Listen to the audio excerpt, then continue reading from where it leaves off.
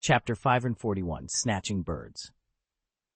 When the Soundbird directed a group of American collaborators to transfer all the magical animals ashore, the Death Eaters and werewolves, who had never seen such a spectacle, widened their eyes in astonishment. The iron cages, stacked like hills, were divided into 3 piles, each consigned on large flying carpets. "My God, the amount of goods you smuggled this time is too exaggerated. Won't it be too conspicuous to transport so many magical animals?" Otis exclaimed, his mouth agape at the sight before him. "Why do you think we spent so much money to hire you?" Wicked Bird retorted, giving Otis a blank look. However, she soon turned her gaze sadly to the 3 towering piles. Otis had a point. Transporting so many goods at once was indeed risky. Under normal circumstances, these magical animals would be transported in at least a dozen trips. If the club weren't facing difficulties now, they wouldn't have chosen to take such a risk. Fortunately, in addition to the large number of magical animals, the Black Dragon had also transferred 37 partner wizards from America to assist, along with the 16 mercenaries summoned by Wicked Bird. A total of 53 people were escorting the transportation. With the 3 silver spears of Witchbird, Yinbird, and Thunderbird, the smuggling operation was expected to be completed without any risk. Maybe. Although Wicked Bird was full of worries, she tried to comfort herself. At this moment, Thunderbird stood beside Yinbird, curiously examining the exquisite birdcage in his hand. Perched on the iron frame of the birdcage was a luxurious, bright red bird, similar in size to a swan, with a long golden tail and claws, looking golden overall. This was the phoenix that Anduin had once seen in Dumbledore's office. However, this phoenix was slightly smaller than Dumbledore's fox and didn't seem to be in as good condition. Its sluggish expression revealed a trace of restlessness and irritability. The phoenix's claws were tightly fastened by a dark golden iron chain, and the cage had no door or opening, appearing to be made of one solid piece. "How about it? Haven't seen one before, have you?" "The first time I saw her, I was deeply fascinated. It wasn't easy to trap her. We specially customized a magic shackle that continuously blocks the flow of magic power from an American alchemist, plus this cage that almost isolates space, making it impossible for her to escape. You don't know how much money this birdcage alone cost us," Yinbird boasted excitedly to Thunderbird. "Be careful. I will personally take care of this phoenix during the transfer process to prevent it from escaping. The value of this phoenix alone can cover at least 1/3 of the entire cargo. It is indeed very rare. I heard that the tears of the phoenix have a strong healing effect. Have you tried it?" Thunderbird asked casually, admiring the bird around the cage. "I've heard the rumors too, but this phoenix has a bad personality, let alone shedding tears. I haven't even heard it call a few times." Yinbird pouted regretfully. "I still want to see the phoenix's nirvana." "Then how do you usually feed it? I see that this cage doesn't even have a feeding port. Do you have to open the cage completely every time you feed it?"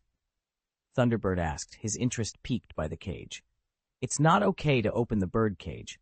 This bird cage is equivalent to a small enchantment. Once it's removed, it will be troublesome.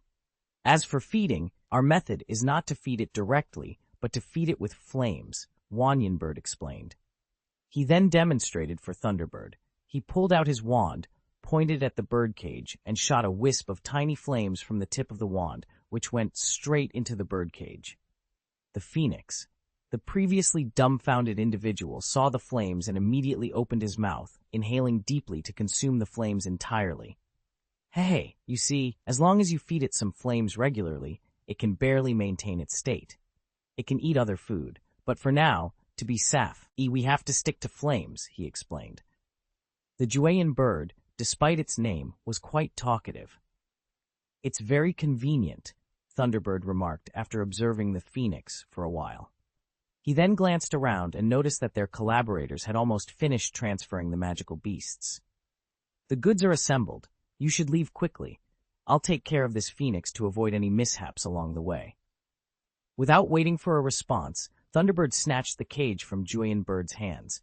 "Hey, no! Why are you taking it?" Juayan Bird protested anxiously.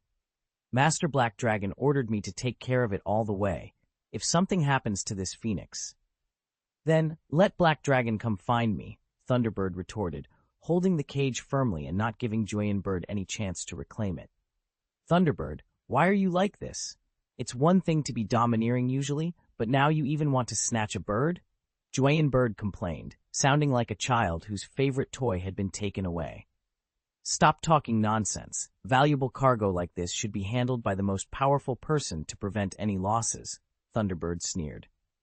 He then took out a broomstick, mounted it, and said, "The rest of the transportation is up to you and the Wicked Bird. I won't be following you. If you encounter trouble, have the Wicked Bird alert me."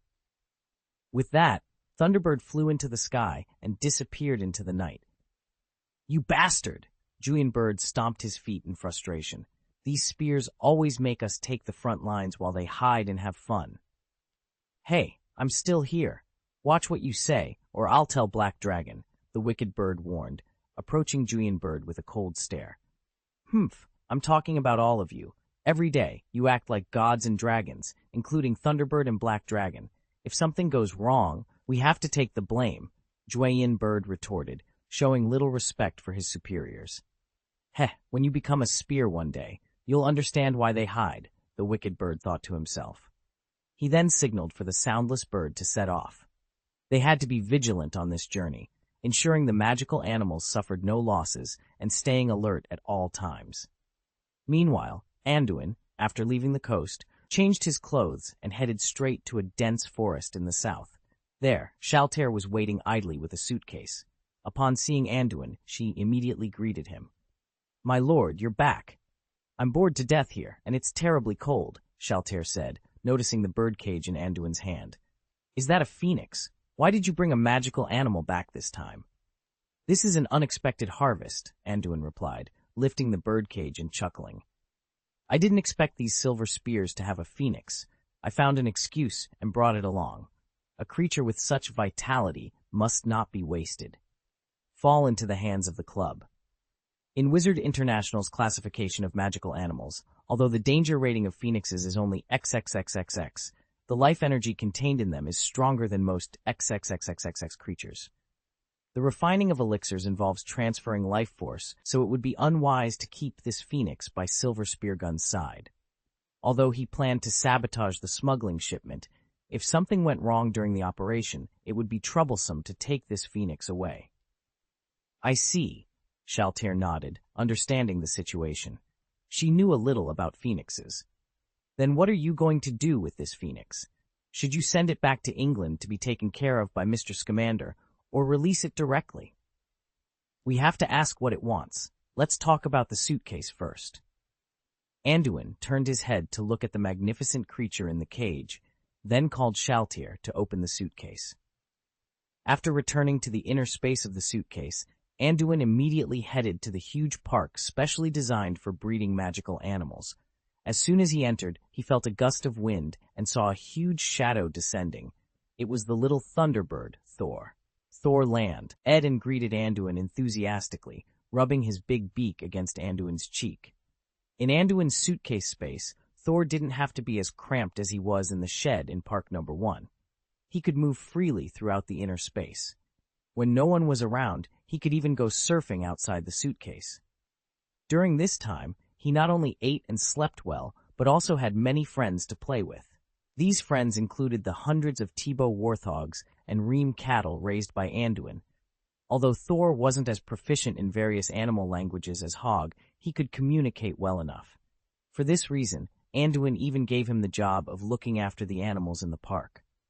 During this period, Thor's body had become noticeably stronger, a chain reaction brought about by his good mood. "Okay, Thor, stop messing around," Anduin said after interacting with Thor for a while. He patted Thor's head and gently pushed him away. "I'll play with you later. Right now, I have something to do and need your help." End of this chapter. Chapter 542, Little Thunderbird. Scream? Thor tilted his head, looking a bit confused when he heard the words. He shifted his gaze to the birdcage in his hand and then looked at Anduin strangely. "That's right, I mean it," Anduin said, placing the birdcage on the ground. "Can you communicate with it? I remember that your Thunderbird and Phoenix are distant relatives, so it should understand your words." Anduin and Thor shared a strong spiritual connection, allowing them to communicate seamlessly. However, Anduin had no such connection with the phoenix. The bird in front of him seemed withdrawn, and even after he had taken it, it hadn't made a single sound. Chirp! After Anduin's explanation, Thor understood the situation with the phoenix. He confidently yelled at the bird. After responding to Anduin's request, Thor raised his right paw, revealing a small ring on his index claw. As Thor injected magic power into the ring, a burst of magical energy spread from it, lighting up with a gorgeous aura. In an instant, this aura began to envelop Thor, shrinking his body rapidly until he was about the size of a pug. This ring, known as Anduin's shrinking Dharma ring, allowed Thor to change his body size at will. Anduin had also made one for Hog, which was worn around Hog's neck. The ring on Thor was specially crafted for him, enabling him to move freely with Anduin without the burden of his normal, larger size. Thor, still a juvenile, would grow even bigger in the coming years. After transforming into a little thunderbird, Thor no longer had the imposing presence he once did. Instead, he looked adorably silly, like a griffin doll.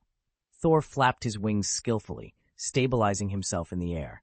It was clear he was familiar with the shrinking magic ring and had likely played with it in private. Chirp! The smaller Thor's voice had changed as well. He fluttered happily for a moment before landing next to the phoenix. He began chirping at the phoenix, which was now similar in size. The phoenix, which had been looking lonely, was taken aback by Thor's sudden transformation. It stared at the little thunderbird in confusion. After hearing Thor's chirps, it took a while to respond. Anduin noticed that Thor had been chirping at the phoenix for a long time without any response. He initially thought they might not speak the same language and was about to call Hog, who was monitoring the situation through the disappearing cabinet. However, the phoenix suddenly reacted, as if snapped out of a daze. Its eyes still showed confusion, but it recognized the creature in front of it as a kindred spirit, understanding the bird language. The next period was filled with the chirp of the little thunderbird and the jitter of the phoenix. With Thor's translation, Anduin finally understood the phoenix's situation. It turned out that the phoenix was so silent and depressed mainly because it was hungry. Although the phoenix could absorb magic power from flames, similar to how the thunderbird absorbed energy from lightning, the energy from flames alone wasn't enough to sustain its normal activities. Additionally, the magic-blocking shackles on its claws slowed the flow of magic power in its body, making it stiff and sluggish. Understood, Anduin said, nodding. Anduin nodded upon hearing the words, then turned to Thor beside him. Tell it that I will find a way to release it now. It needs to cooperate and stay still. Once it's free, it can choose to stay or leave. Understand? Thor nodded in a very anthropomorphic manner and continued to communicate with the phoenix. Upon learning that Anduin intended to help it, the light in the phoenix's eyes slowly returned, and its chirping grew louder and more vibrant. After explaining the plan to Thor, Anduin took out various pieces of equipment and began to study the birdcage. The urgency in rescuing the phoenix wasn't solely to prevent the silver spear from obtaining it. Anduin was also intrigued by the alchemy techniques used on the birdcage. The enchantments that blocked space and IC were novel to him, and the materials used were incredibly precious. Truth be told, Anduin might have been more interested in the birdcage than the phoenix itself. Anduin, proficient in such matters, began by using a non-damaging 3-strike hammer to reveal all the hidden runes on the cage. His straightforward and somewhat rough method frightened the phoenix, which couldn't understand what the human intended. For a moment, it thought Anduin wanted to harm it. However, Anduin was too engrossed in studying the cage's spells to worry about the phoenix's feelings. He had to admit that the wizarding world was full of surprises. This was the first time he had encountered a spell that could directly isolate space. The teleportation blocking spell was much more complex than anything he had seen before. The jammer he had previously created only affected movement within a single space, but the spell on this birdcage was far more domineering, completely blocking the space within the enchantment and prohibiting all teleportation magic. Even Anduin, with his evolved version of apparition enhanced by wild thunder, couldn't break free from it. After extensive research, Anduin identified the limitations of the spell. Its overbearing nature required very high-quality materials to carry the runes and sustain the spell's power. Additionally, the energy consumption was exorbitantly high, far exceeding that of ordinary spells. The birdcage's magic was supported by an energy storage circle at the base, with a capacity equivalent to the reserves of an adult wizard. Despite this, the birdcage would deplete its mana within a few weeks and needed timely recharging. Anduin noticed multiple traces of recharging, each reducing the energy storage array's capacity, thus shortening the birdcage's life cycle. The birdcage was made of mithril mixed with ulam's steel and coated with a special paint to prevent magic leakage. This coating was likely intended to extend the barrier's lifespan, highlighting the spell's excessive energy consumption. Without the paint, the barrier's life would be significantly shorter. To remove the birdcage without destroying the spell, Anduin needed to use a disabling spell to drain its magic. With this in mind, he began his work.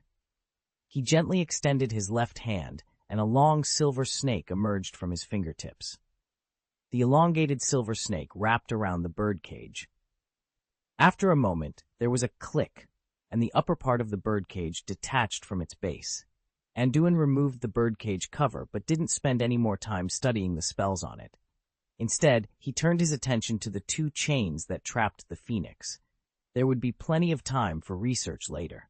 The chains primarily functioned to block energy, which was different from the energy-absorbing curse and disabling curse that Anduin had developed.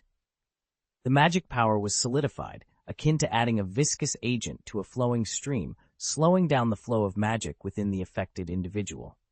This made it difficult for the target to cast spells, as the viscous magic power, like a solid, was hard to convert into a spell. It's a genius idea. I wonder who the master alchemist behind this birdcage is. This curing spell is far more complex than my incapacity spell, Anduin mused. However, he quickly shook off these thoughts. His immediate task was to free the phoenix from its chains. Using an incapacity curse directly on the chains was not an option, as the spell on the chains was linked to the phoenix's magic. Drawing energy directly could harm the phoenix, but this was not a problem for Anduin. He pulled out his wand and injected magic power along the chains and other magical lines, guiding the stagnant magic and increasing its fluidity. Under Anduin's careful manipulation, the tiny chains slowly loosened and eventually fell away completely. Wow!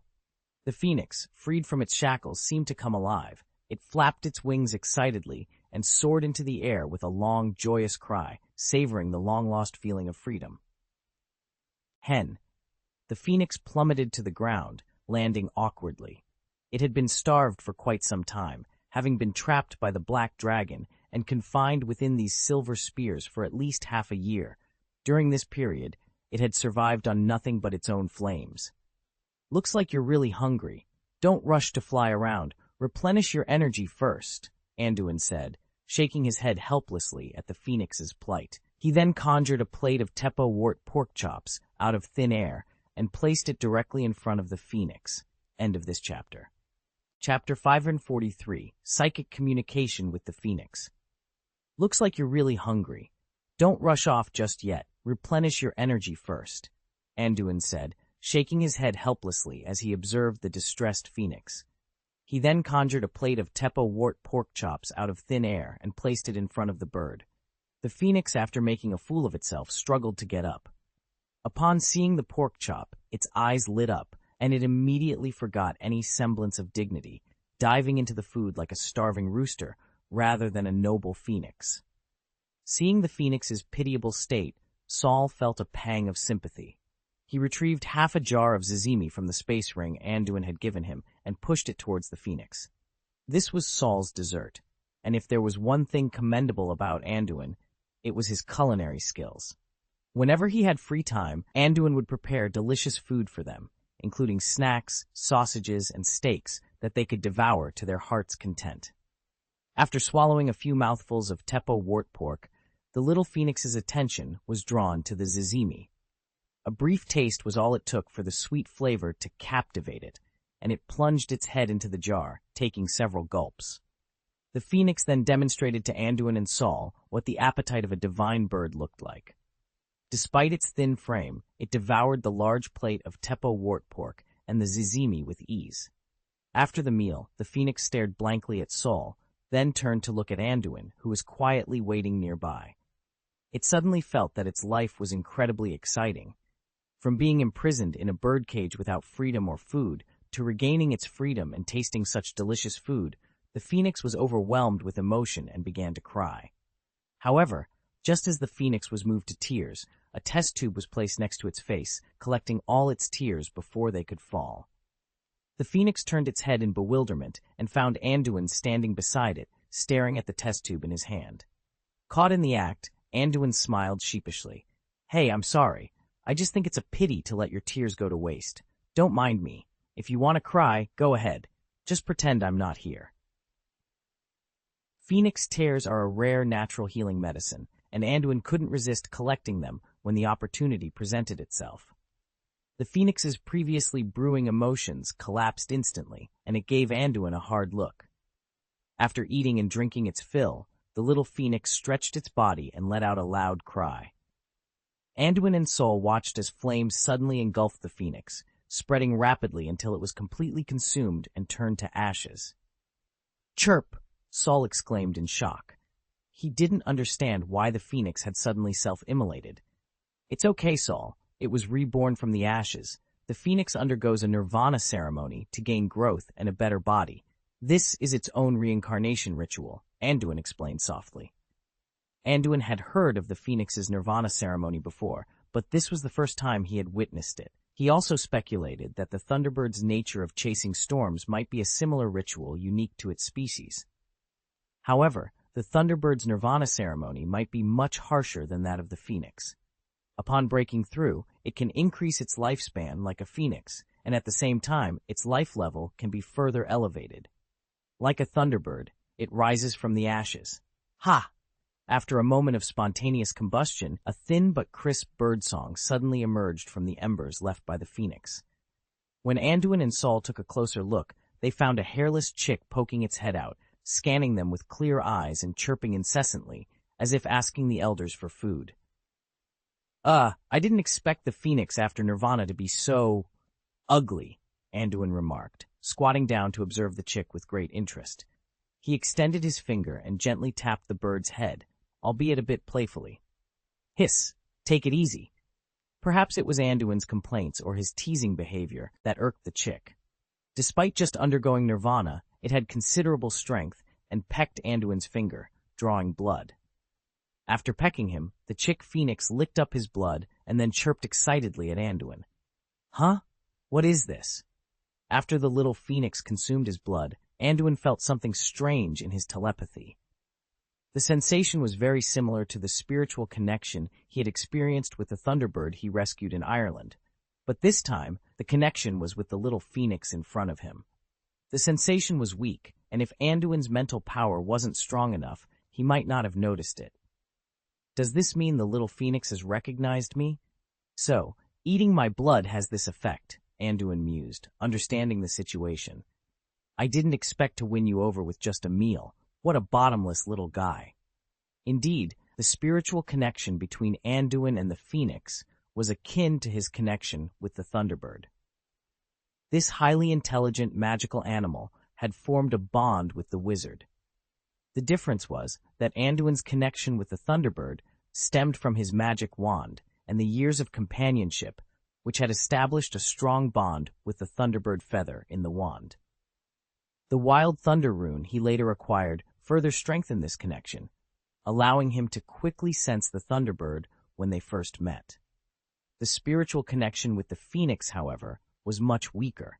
Although the little phoenix's behavior indicated it had initially recognized the wizard, it was only a preliminary recognition. To achieve a bond as close as that with the thunderbird, they would need to spend a long time together.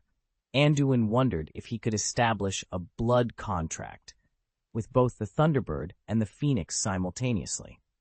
He had never forgotten about the blood contract and felt that his current relationship with the thunderbird had reached the conditions for establishing such a contract. However, he was currently too busy to accompany the thunderbirds back to the United States to find their colony. Now, with a telepathic connection to another intelligent magical animal, he He pondered if it was possible to sign more than one bloodline contract. While Anduin was lost in thought, Saul had already picked up the phoenix and was feeding it honey from a jar. The chick happily licked the sweet honey, and an inexplicable and special friendship was established between the two cross-species creatures. On the other side, the wicked bird, who had already accepted the magical beasts, was leading the transport convoy along the established route. Due to the massive volume of cargo this time, they couldn't move quickly, so they had to expand the alert area to avoid bumping into muggles or wizards who occasionally passed by. With the three-sided large flying carpet as the center, they dispatched more than a dozen wizards to set up a mobile guard post 1 kilometer away, moving along with the central convoy. Thanks to the careful planning of the wicked bird and the sufficient number of escorts, they managed to avoid a lot of trouble along the way, most of which involved muggles they encountered by chance. To deal with these people, the wizards used the muggle-repelling curse to drive them away, and occasionally they used the forgetting curse to erase the memories of any witnesses. Fortunately, for the sake of concealment, they didn't harm these muggles. Otherwise, given the nature of the Death Eaters, it would have been considered merciful not to kill the muggles they encountered. Besides muggles, they also encountered some wizards along the way. Some were just passing by or gathered inexplicably, while others were aurors or members of the Pure Land Society who had been trained at fixed points. When encountering these individuals, Wicked Bird and the others had no choice but to take a detour. Fortunately, the warning range was extensive enough to allow them to avoid those wizards before being discovered. After 2 days of cautious travel, they finally arrived in Enmark County, Norway. As long as they successfully passed through this area, they could cross the border into Russia and escape the jurisdiction of Northern Europe, thus avoiding the control of the Pure Land Society. Although there were many wizards in Russia, their gathering areas were not near the border. Russia's vast land area meant that wizards operated in a few specific regions. Moreover, although the Eastern European wizards in Russia were also formidable, they were different from the Nordic Pure Land Society members who despised the Silver Spear. Very good.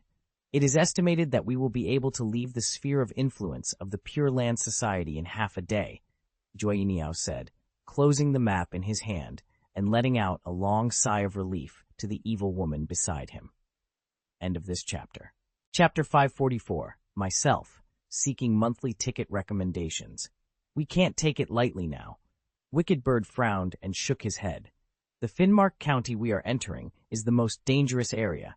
This is where the Durmstrang Academy of Magic is located, and it also has a large gathering area for wizards. If we are not careful, we will be discovered by the Pure Land Society. After finishing speaking, Wicked Bird raised his head and shouted at the surrounding escort convoy. Next, we will cancel all rest stops and head towards the border at full speed. As long as we leave Northern Europe, we will be safe for the time being. Then we can have a unified rest, and the speed of travel can also be accelerated. Hearing Wicked Bird's order, there was a chorus of complaints from the group. My God, this is too torturous. Is it necessary to do this? There are so many of us. As long as the perimeter is guarded, what could possibly happen? We've only rested once in the past 2 days, and now we have to continue our journey. If we really encounter enemies along the way, how will we have the energy to defend ourselves? Both the local wizards, recruited by Wicked Bird, and the American collaborators were grumbling in dissatisfaction. Seeing this, Wicked Bird's expression turned stern. No, the longer we stay in Finnmark County, the higher the risk of being attacked. We must not linger here. Seeing Wicked Bird's stern tone, the expressions of the wizards around him turned bitter, and many openly showed their displeasure. Wicked Bird, it's really not an option to force them like this. The soundless bird next to him leaned forward. You must remember that we are at the northernmost tip of Europe, and the temperature is below -20 degrees. Living in this environment is difficult, let alone traveling overnight. The reality was exactly as he said. The ground was covered with snow, and just breathing in this environment was painful. Even with enough medicine and clothes to keep out the cold, most people were still shivering. These wizards had to remain vigilant and take care of the magical animals. After hearing Soundless Bird's advice, Wicked Bird showed an embarrassed look. She looked around and observed the wizards, finding that they all looked sick. Their bodies were covered with a layer of snow, and there were strings of ice shards on their eyebrows and beards. The biting cold wind blew so hard that they couldn't even open their eyes. Many wizards cast the Bubblehead charm on themselves to avoid breathing the icy air, but this spell, which usually lasted at least half an hour, would freeze and crack in less than 5 minutes in the current environment. The self-casting water and fire intrusion spell was also ineffective and wasted magic power in vain. Hey, how could I be so stupid, not knowing to take a rest before entering Finnmark County? Wicked Bird realized she had made a big mistake. She had lived in the extreme north all year round and was far stronger than ordinary wizards, so she was used to thinking that others could also act normally in this environment. She did not expect these wizards to perform so poorly. Wicked Bird, I think it's better to find a place for them to rest briefly. At least let everyone recover their magic power. Those North American wizards are not used to working in this environment, and even the magical animals can't take it any longer, Spurdzard suggested, shivering from the cold. Okay. Wicked Bird saw that the wizards around her were at their limit. The chance to refuse. No, Karkaroff. I insist. Your presence will be a testament to our unity and strength. Besides, I trust you to handle any situation that arises at the school in my absence, Jacobson said with a determined look. Karkaroff had no choice but to nod reluctantly. Very well, Principal Jacobson. I will accompany you. Meanwhile, the Wicked Bird and his group continued their arduous journey. The weather was unforgiving, with icy winds and heavy snowfall making every step a challenge. Despite the RSH conditions, the promise of a rest period after reaching the Durmstrang School of Magic kept their spirits high. As they trudged through the snow, the Wicked Bird couldn't help but reflect on their mission. The stakes were high, and failure was not an option. They had to reach their destination and complete their task, no matter the cost. Back at Durmstrang, the preparations for the confrontation were underway. Jacobson, now fully aware of the threat posed by the Silver Spear, rallied his family wizards. We will show them the true power of the Jacobson family. They will regret ever crossing our path, he declared with a fierce determination. Karkaroff, despite his reservations, found himself swept up in the fervor. He knew that his survival depended on playing his part convincingly. As they set out to confront the intruders, he couldn't shake the feeling of impending doom. The two groups were on a collision course, each driven by their own motivations and goals. The Wicked Bird and his companions, determined to complete their mission, and Jacobson with his family wizards, ready to defend their honor and territory. As the distance between them closed, the tension grew palpable. The snow-covered landscape seemed to hold its breath, waiting for the inevitable clash. Both sides knew that the outcome of this encounter would have far-reaching consequences. Finally, they came face to face. The Wicked Bird and his group stood resolute, their eyes fixed on Jacobson and his wizards. The air crackled with anticipation as both sides prepared for the confrontation. Jacobson stepped forward, his voice ringing out with authority. You dare to challenge the Jacobson family? You will pay for your insolence. The Wicked Bird met his gaze, unflinching. We have no quarrel with you, Jacobson. Our mission is our own. Stand down, and no harm will come to you. Jacobson's eyes narrowed. You think you can dictate terms to me? You are sorely mistaken. With that, the battle began. Spells flew through the air, illuminating the snowy landscape with bursts of light.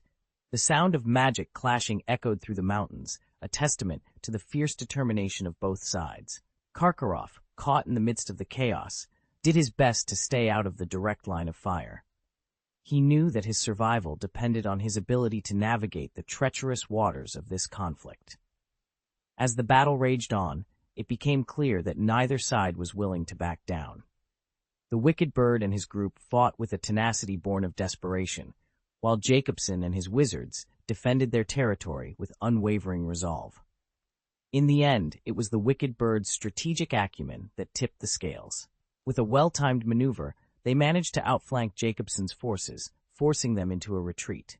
Jacobson, realizing that the battle was lost, called for a withdrawal. "Fall back. We will regroup and strike again." The wicked bird watched as Jacobson and his wizards retreated into the snowy wilderness. He knew that this was only a temporary victory. The real challenge lay ahead, and they would need all their strength and cunning to see it through.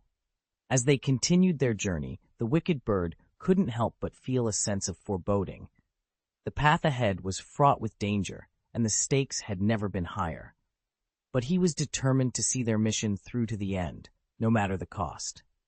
Without giving Karkaroff a chance to refuse, Jacobson grabbed his arm and apparated them out of Durmstrang.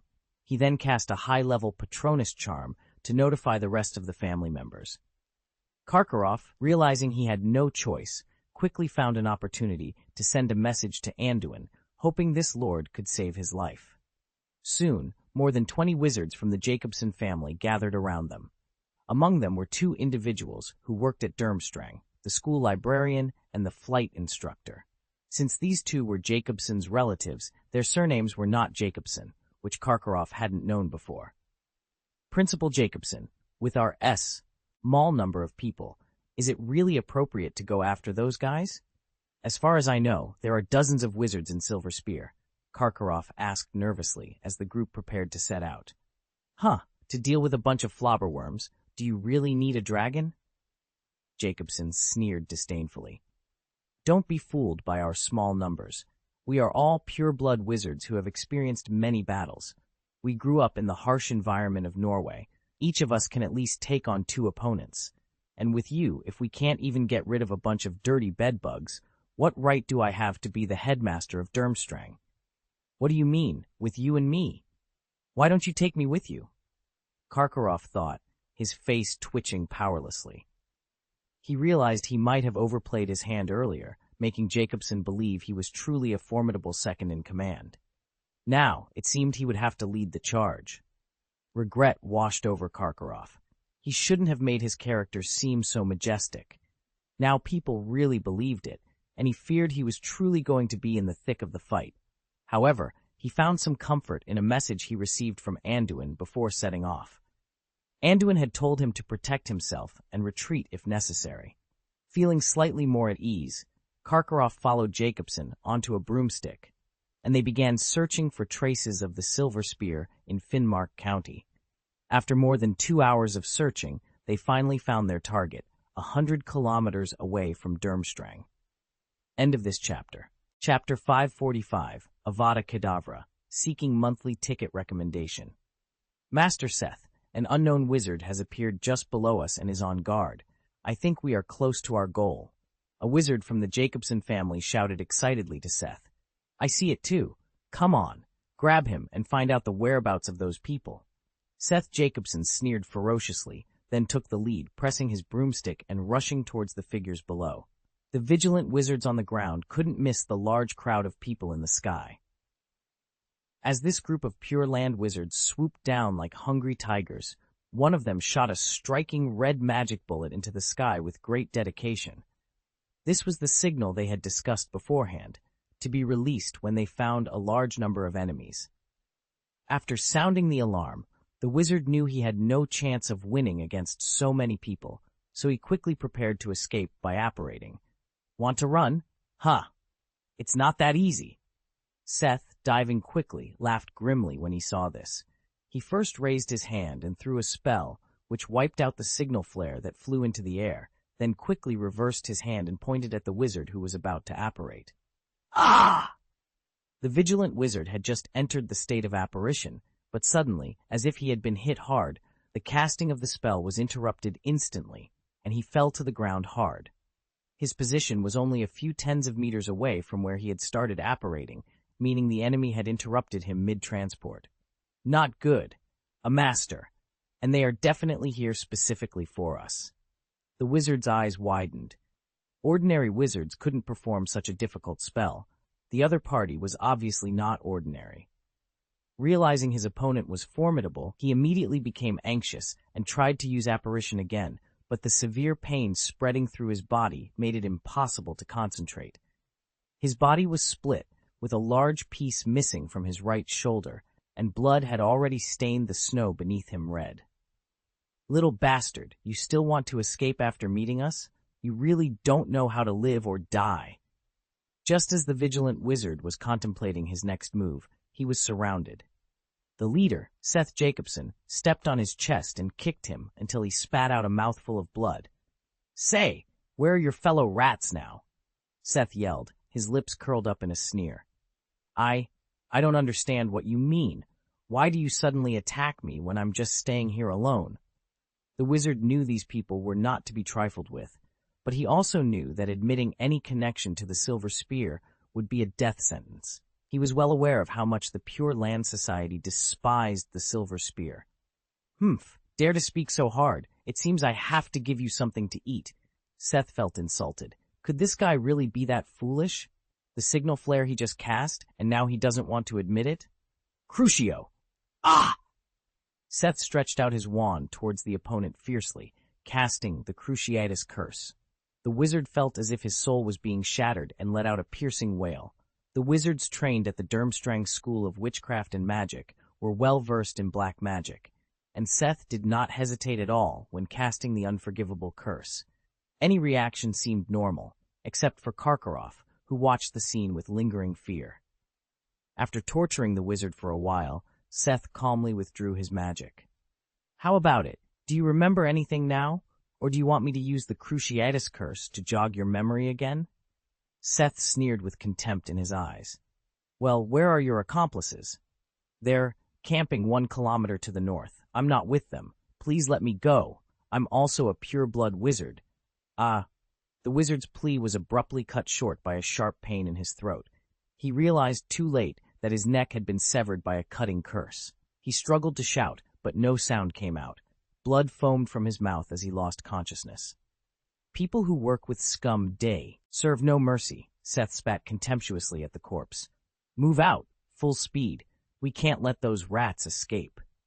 With that, Seth mounted his broomstick and sped north. Karkaroff, dazed, followed instinctively with the others, the recent brutality still echoing in his mind. He had never realized the Pure Land Society's ruthlessness until now. They killed without hesitation. Meanwhile, in the north, the Wicked Bird and her group were hastily setting up camp. Despite only having a few hours, many wizards had already pitched their travel tents and were trying to get some rest. Others gathered around bonfires, cooking hot food to stave off the cold. In this icy, snowy world, nothing was more satisfying than a pot of hot soup. Under the command of the Soundbird, the American collaborators were feeding the magical animals, administering potions, and covering the iron cages with thatch or cotton cloth. The magical creatures were suffering in the extreme cold, curling up to conserve warmth.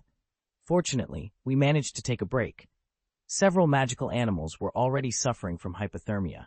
If we hadn't discovered it in time, they might have frozen to death, Soundbird said with a sigh of relief as he approached the Wicked Bird. "It's good that they were rescued," Wicked Bird replied absently. Unlike the others, she wasn't resting. Instead, she kept a vigilant watch outside the camp. An ominous feeling gnawed at her, growing stronger with each passing minute in Finnmark County. She couldn't shake the sense of impending danger, so she sacrificed her rest to stay alert. Seeing her anxiety, Soundbird shook his head helplessly. "Are you still worried about the Pure Land Society? They wouldn't come here in this cold for no reason." "Not good." Wicked Bird's expression suddenly changed. She had sensed something. "Enemy attack! Everyone, be on alert and protect the magical animals," she shouted. Soundbird was taken aback by her sudden outburst. He hadn't detected any enemies, but he trusted Wicked Bird's instincts. Drawing his wand, he moved closer to the magical beast's convoy and called out to the other wizards. "Heh, I didn't expect anyone among you to see through my shielding spell." A deep, cold voice echoed through the camp, causing panic among the wizards. "Who's there?" Soundbird demanded, his expression tense as he scanned the surroundings. "Don't be so hasty. The enemy hasn't approached yet," Wicked Bird cautioned, her eyes fixed on the bushes to the south. "Stop the curse!" The Wicked Bird raised her wand and cast a spell in that direction. After the magic bullet flew nearly 100 meters, it suddenly exploded as if it had hit something. The explosion caused ripples in the air, shattering a piece of space film in front of it. revealing the Jacobson family hidden behind it. What? These people are already so close to us? Why didn't I sense them at all? Juainia was taken aback by the sudden appearance of a row of figures. Why? Naturally, it's because there are experts here. The wicked bird's expression under her mask turned extremely grim. She had been so careful along the way, yet she was still targeted by the Pure Land Society. After a moment of thought, she focused all her attention on Seth Jacobson. Seth Jacobson, you didn't teach well at Durmstrang, so why are you here? It seems we didn't provoke you, she said, her voice tinged with frustration. The moment she saw Seth, she knew things were in trouble. As Durmstrang's potions professor, she was well aware of the headmaster's abilities. She also knew that although Seth belonged to the Jacobson family of the Pure Land Society, as the headmaster of Durmstrang, he rarely left the school grounds. This gave her the confidence to choose the transport route through Finnmark County. But despite all her calculations, she hadn't expected to be targeted by this old man. What went wrong? How did he determine their location so accurately? Well, I didn't expect someone to recognize me. It seems your identity is not ordinary, Seth grinned coldly, his eyes locking onto the wicked bird with an aggressive glare. As for why I'm here, do you really need to ask such a naive question? You maggots with silver spears dare to tread on Norwegian soil, which is the greatest blasphemy against my Jacobson family.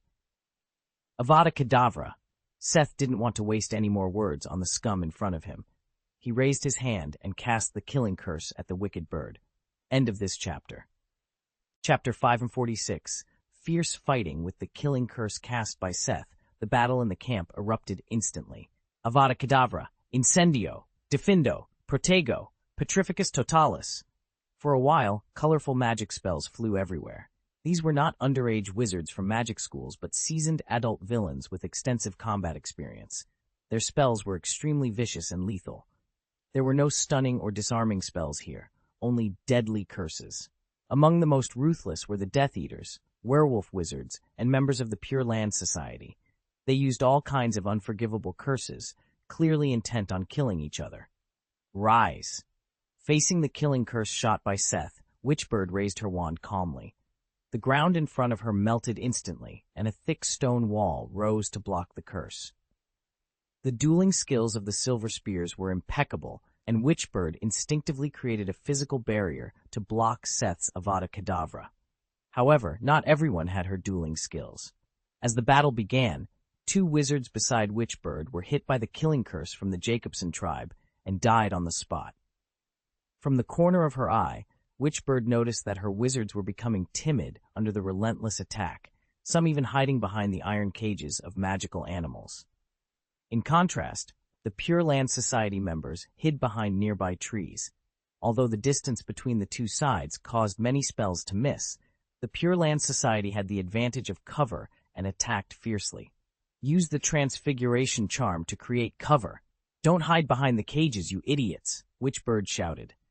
To her, these wizards were expendable, but the magical animals were irreplaceable. Upon her reminder, many wizards quickly used the Transfiguration charm to erect barriers, blocking the terrifying killing curses. You dare to ignore me while fighting? You're courting death. Seth laughed angrily, seeing the silver spear on the opposite side dare to despise him. Confringo. Seth pulled his wand back and thrust it forward vigorously, sending his magic at the opponent like a fully drawn bow and arrow. The general Confringo spell triggers an explosion in front of the caster, so the attack distance is usually short. However, Seth's shock Confringo bat spell was like throwing a series of grenade bombs in a straight line. It started exploding from the air in front of him and spread straight towards Witchbird. The ground along the spell's path was blown to pieces, with mud and snow flying everywhere. Bang! The sound of the huge explosion and the airwaves pierced the sky. Witchbird immediately sensed death approaching and instinctively wanted to use apparition to escape, but she quickly dismissed the idea. Behind her were containers holding magical animals. If she escaped, she might survive, but the magical animals would be lost. Thinking of the wicked bird, she gritted her teeth fiercely, her body bursting with magic power. She swung her right hand, holding the magic wand, and flicked it 7 times in front of her. Multiple armor protection, she chanted. A series of 7 layers of massive magical armor unfolded in front of her, completely covering her body and protecting 2 others, including the magical beasts. Bang! Seth's enhanced explosive curse struck instantly. The stone wall erected by the wicked bird exploded as if it had been hit by several TNT explosives. Mud and stones were shot tens of meters away. The huge explosion made the battlefield feel as if the pause button had been pressed, halting the action momentarily. All eyes focused on the wicked bird, who had taken Seth's explosive curse head-on. As the smoke gradually dissipated, everyone saw that the wicked bird was still standing upright. The 7 layers of armor in front of her had been blasted to 6 sides, and even the last layer of the protective shield was covered with cracks. The destructive power of Seth's curse was evident from the scene and the broken barrier, but the wicked bird had withstood the opponent's explosive curse. The wizards on the wicked bird's side breathed a sigh of relief. If their leader had been killed by a single move, they would have had to consider how to escape. In contrast, the wizards on the Pure Land Society side were deeply shocked. They hadn't expected the silver spear in front of them to be so powerful and capable of withstanding such a potent spell. The enemies of the Pure Land Society look rampant, but their strength is no more than that. Everyone, hit them hard and show them our power. The wicked bird straightened up, flicked her wand calmly, and shouted to the surrounding wizards. Kill! The soundless bird, not far from the wicked bird, responded first. After a loud shout, he flicked his wand, and a series of 3 corroding spells galloped towards the enemy. That's right, the awful from the Pure Land Society is nothing to be afraid of. They want to fight us with just this little force? They're courting death. Kill, rush over and kill them. Ow! The wicked bird's calm speech and the soundless bird's attack set off a chain reaction among the wizards. Everyone's morale was immediately boosted, and they fought back vigorously. Many wizards even rushed out of the newly formed bunkers, charging towards their opponents. Among them were impulsive werewolves, who howled and rushed forward, trying to close the distance and crush the enemy. This instantly reversed the offensive and defensive situation on the battlefield, putting the Pure Land wizards, who had been firmly suppressing their opponents, into a passive position. During this period, several wizards were even overpowered, and several Jacobson family wizards were brought down. Damn it, I don't believe this guy can be so relaxed after receiving my explosive curse. Everyone, cheer up and kill all these bastards. Leave no one behind. Seth was furious at the scene before him. Smoke seemed to be coming out of his ears as he shouted loudly to his comrades. However, after casting such a powerful spell, he needed to catch his breath. At the same time, several wizards took the opportunity to rush forward, forcing him to deal with them first, leaving him no time to launch another offensive against the wicked bird. How is it? Are you okay? The soundless bird didn't continue attacking after throwing a few corroding curses. Instead, he moved to the side of the wicked bird. Because he was close, he could see that she wasn't as relaxed as she appeared. He asked in a low voice, concerned. Witchbird shook his head weakly. The power of Seth's explosion curse is truly terrifying. Although I blocked most of the damage with the iron armor curse, the aftermath alone is unbearable. I've suffered significant internal injuries. If we fight again, I might not even be able to display half of my strength. What? Wei Yinyao's expression changed drastically upon hearing this. Is the situation really this bad? What should we do next?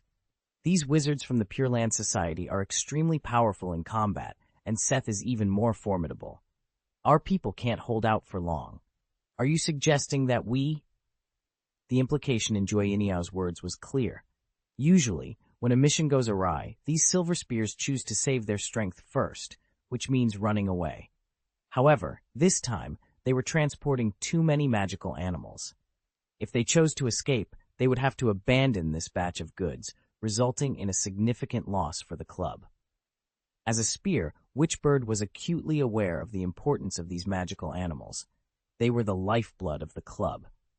If something went wrong, the chain reaction could shake the very foundation of the silver spear. This was why she fought hard and got injured instead of dodging Seth's spell. No, we must not give up this batch of goods, Witchbird said decisively. Then shall we fight them to the end here? Zhu Yiniao frowned in confusion. To be honest, with my strength, I can't compete with Seth at all. Now that you're in such bad condition, how can we resist him? The Pure Land Society, I will soon take the initiative again. We just need to delay them, Witchbird shouted firmly. I've already informed Thunderbird. He's on his way. As long as we can hold out until he arrives, our immediate problems will be solved. Thunderbird? Zhu Yiniao's expression immediately eased upon hearing the name. If it was him, he indeed had the ability to change the battlefield situation directly. All right, we'll find a way to delay them a bit longer. Now, Witchbird was their spiritual pillar. The strength she had shown was enough to compete with Seth. With her presence, their morale could be stabilized. Without her, their collaborators might collapse instantly. Chapter 547. Traitor Wickedbird nodded helplessly after hearing Wan Yiniao's proposal. It was the only solution now. They couldn't afford to give up all their efforts. At the same time, she looked worriedly at the battlefield in front of her.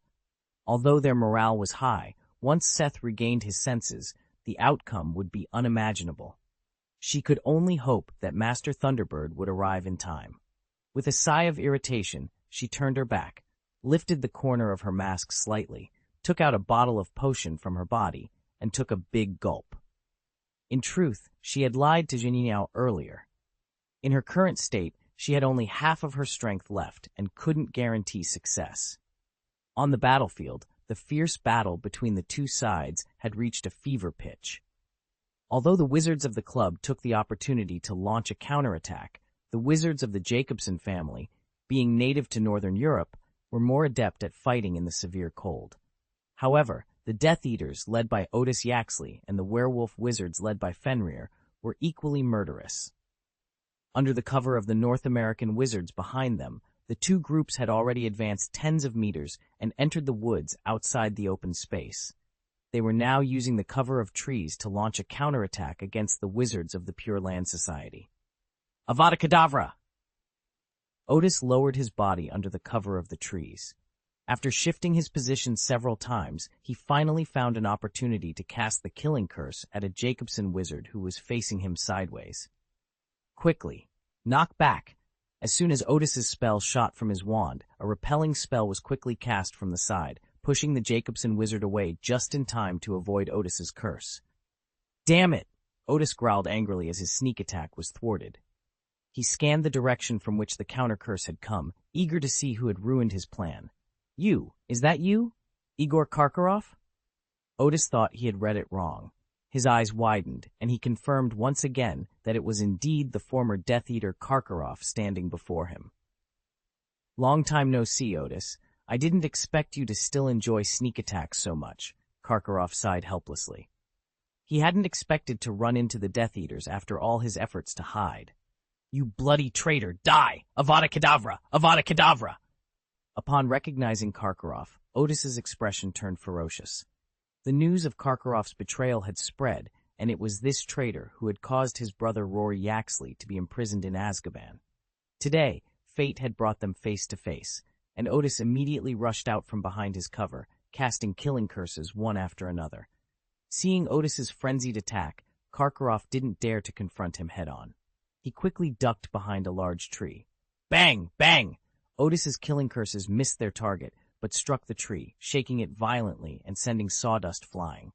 Snow from the canopy fell, creating a bleak scene over the battlefield. Come out, you coward! Don't hide! Face me if you have the guts! Otis shouted angrily, frustrated by Karkaroff's evasive tactics. Reducto! Realizing that the killing curse wasn't effective, Otis switched to the blasting curse, aiming to shatter the tree Karkaroff was hiding behind. But Karkaroff, though cowardly, was no fool. He knew the importance of survival and continued to evade Otis's relentless attacks. After discovering Otis's actions, Karkaroff immediately poked his head out and cast an iron armor curse with a swift backhand motion. The spell blocked the attack, and he retaliated with a backhanded Avada Kedavra aimed at Otis. Seeing Karkaroff dare to fight back, Otis became furious. He couldn't avoid the killing curse, but the chaotic scene, filled with stones and trees, provided cover. He quickly rolled sideways and hid behind a bunker. What followed was a chaotic exchange reminiscent of a snowball fight. Karkaroff and Otis hurled spells at each other, killing curses and crushing curses, back and forth. However, this situation didn't last long. The Pure Land Society wizards were better organized and coordinated, especially with Seth's personal assistance. It wasn't long before the club's wizards were repulsed, leaving several corpses behind. After a while, Otis realized something was wrong. Initially, Karkaroff was the only one fighting him, but now more and more people were joining the fray against him. He found himself pinned behind the bunker, unable to even poke his head out. What's going on? Why haven't those 2 silver spears come to support us? Isn't the witch bird supposed to be very strong? Otis muttered in frustration. He had rushed out first after the wicked bird's loud greeting and hadn't paid attention to the 2 silver spears situation. Now, after careful observation, he realized that the wicked bird and the sound bird hadn't joined the battle at all. Damn it, those silver spear people are using us as cannon fodder, Otis gritted his teeth in anger. But with the situation becoming increasingly dire, he had no time to dwell on it. We need to break out of this encirclement. With that thought, Otis took advantage of a moment when the enemy was attacking to poke his head out and swing his wand forcefully. Flying sand and stone. A gust of wind, summoned by his magic, carried a large amount of wood chips and stone debris, sweeping towards the Pure Land Society's wizards. Seeing this, the Pure Land Society wizards, including Karkaroff, assumed Otis was making a desperate counterattack. They all retreated behind cover for safety. Seizing the opportunity, Otis cast an illusion curse on himself and fled towards the camp without hesitation. By the time the Pure Land Society members realized what had happened, he was long gone. When Otis returned to the camp unscathed, he found many wizards who had also retreated from the attack. Almost all of them were wounded. Even if no external injuries were visible, they looked disheveled and embarrassed. "Amicus, where are our people? Why are only a few of us left?" Otis demanded as he approached the Caro siblings, who were also Death Eaters. At this point, only 6 Death Eaters, including him, remained. The other 4 had disappeared. "They're all gone. Seth's magic is incredibly powerful. His spells can't be stopped by ordinary iron armor curses. We launched an offensive, but were completely suppressed by his overwhelming strength." "The rest fell on the battlefield," Amicus Caro replied, shaking his head in melancholy. His condition was dire. His ribs seemed broken from 1,000 bullets' curse. "Otis, where were you?"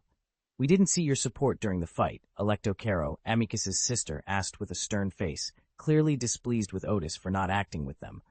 "I originally wanted to go." Otis recounted his encounter. "I was fighting in a relatively deep area when I ran into that traitor Karkaroff. We clashed, and I ended up getting dragged into the middle of the battlefield." "Karkaroff? That bastard is in Norway, and he's with people from the Pure Land Society?" Electo's expression turned ferocious upon hearing this. They were once die-hard members of the Death Eaters, which is why they had been forced to flee to Northern Europe. "It's true, that guy recognized me, but unfortunately, I couldn't kill the traitor on the spot," Otis spat out angrily. His eyes then focused on the wicked bird and the others nearby. "You guys rest here for a while. I'm going to settle the score with the man with the silver spear," Otis ordered, tilting his head before walking straight towards the wicked bird.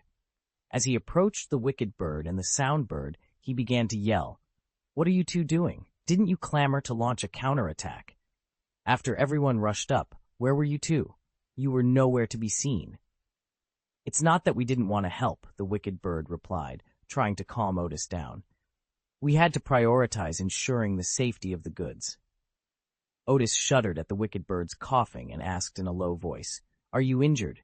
Were you just holding Owo, Nen?" Seeing that her condition could no longer be concealed, the wicked bird nodded helplessly. "Seth's explosion curse is extremely powerful." "Damn it." Otis's expression turned grim. "Since you're already injured, why did you push for a counterattack? You know Seth's strength and the silent man next to him. How can we stop them?" "We had no choice." The sound bird, who had been defending the wicked bird, turned his head. "Our support will arrive soon. We must buy some time." End of this chapter. Chapter 5 and 48, Despair. To gain time, Otis smiled coldly in his heart. Did these silver spears really treat them as cannon fodder? He couldn't help but curse angrily. So you traded our lives for the so-called time? The time that should have been bought has been bought. Where is the support you mentioned? Where are the reinforcements? After being so angrily reprimanded by Otis, Wicked Bird's expression became extremely gloomy.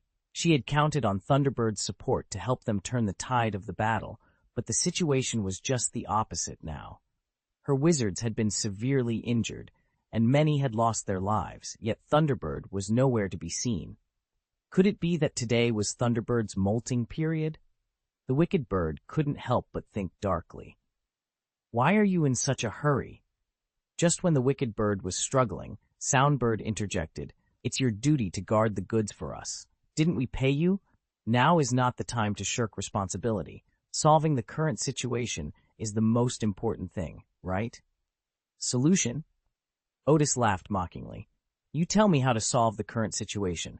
Do you expect these remnants and defeated generals to save us? We did receive your money, but that doesn't mean my people will die in vain for you. If your so-called support doesn't arrive soon, we will not stay with you. After throwing out his harsh words, Otis turned around and left without hesitation. He was outraged. For him, the loss of 4 elite Death Eaters was unacceptable. Although these Death Eaters were in exile, they still wanted to counterattack Britain and welcome back the Dark Lord. Dying in this ghost place was not part of the plan. How could Otis accept this? While internal strife broke out between Wicked Bird and Otis, the Pure Land Society was about to finish the hand-to-hand combat on the frontal battlefield. Avada Kedavra! All petrified! Shatter! Seth, in a domineering posture, waved his wand repeatedly, casting intensive and violent spells. He killed the last wizard who tried to counterattack, not even sparing the corpse.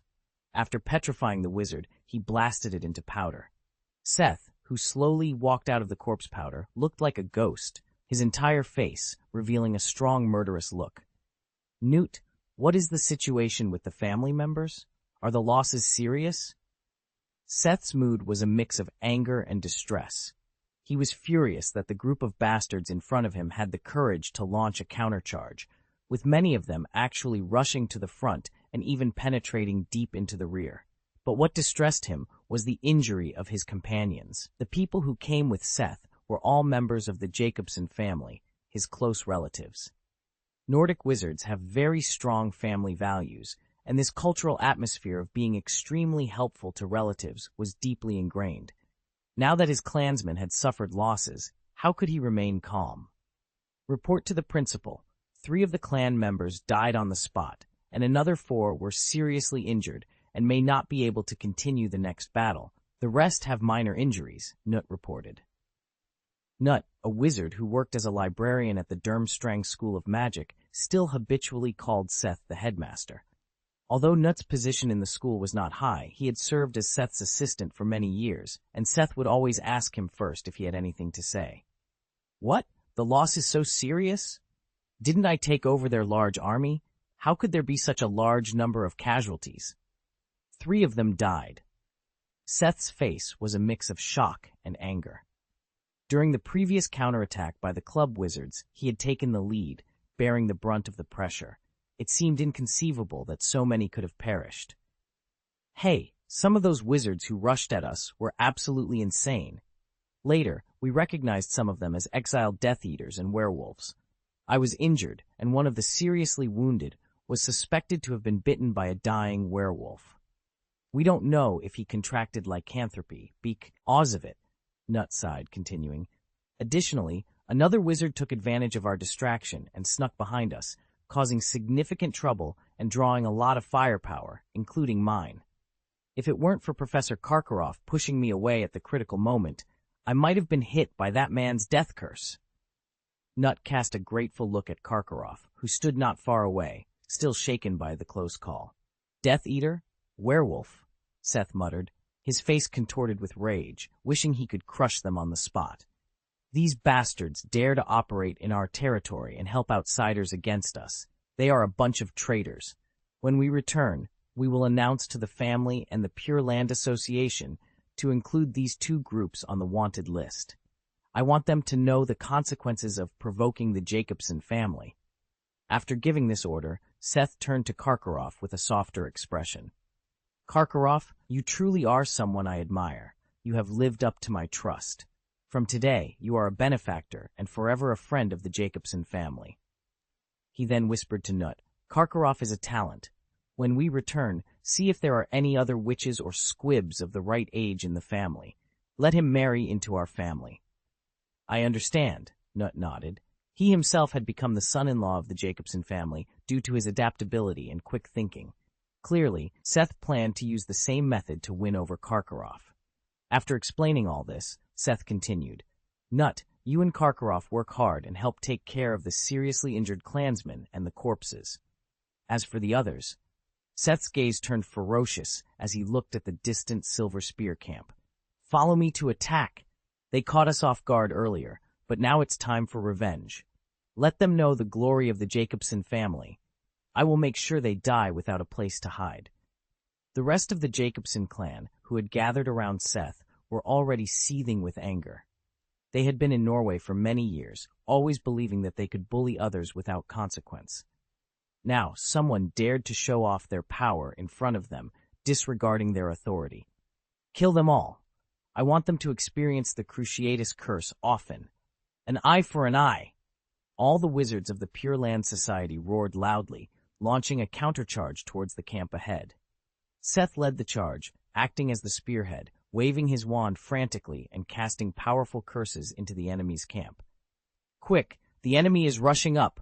Organize a counterattack. Don't let them approach, or no one will escape. Joy and Bird shouted to the surrounding wizards, taking the lead in casting spells. However, the wizards in charge of the guards were not in the best condition after the previous battle.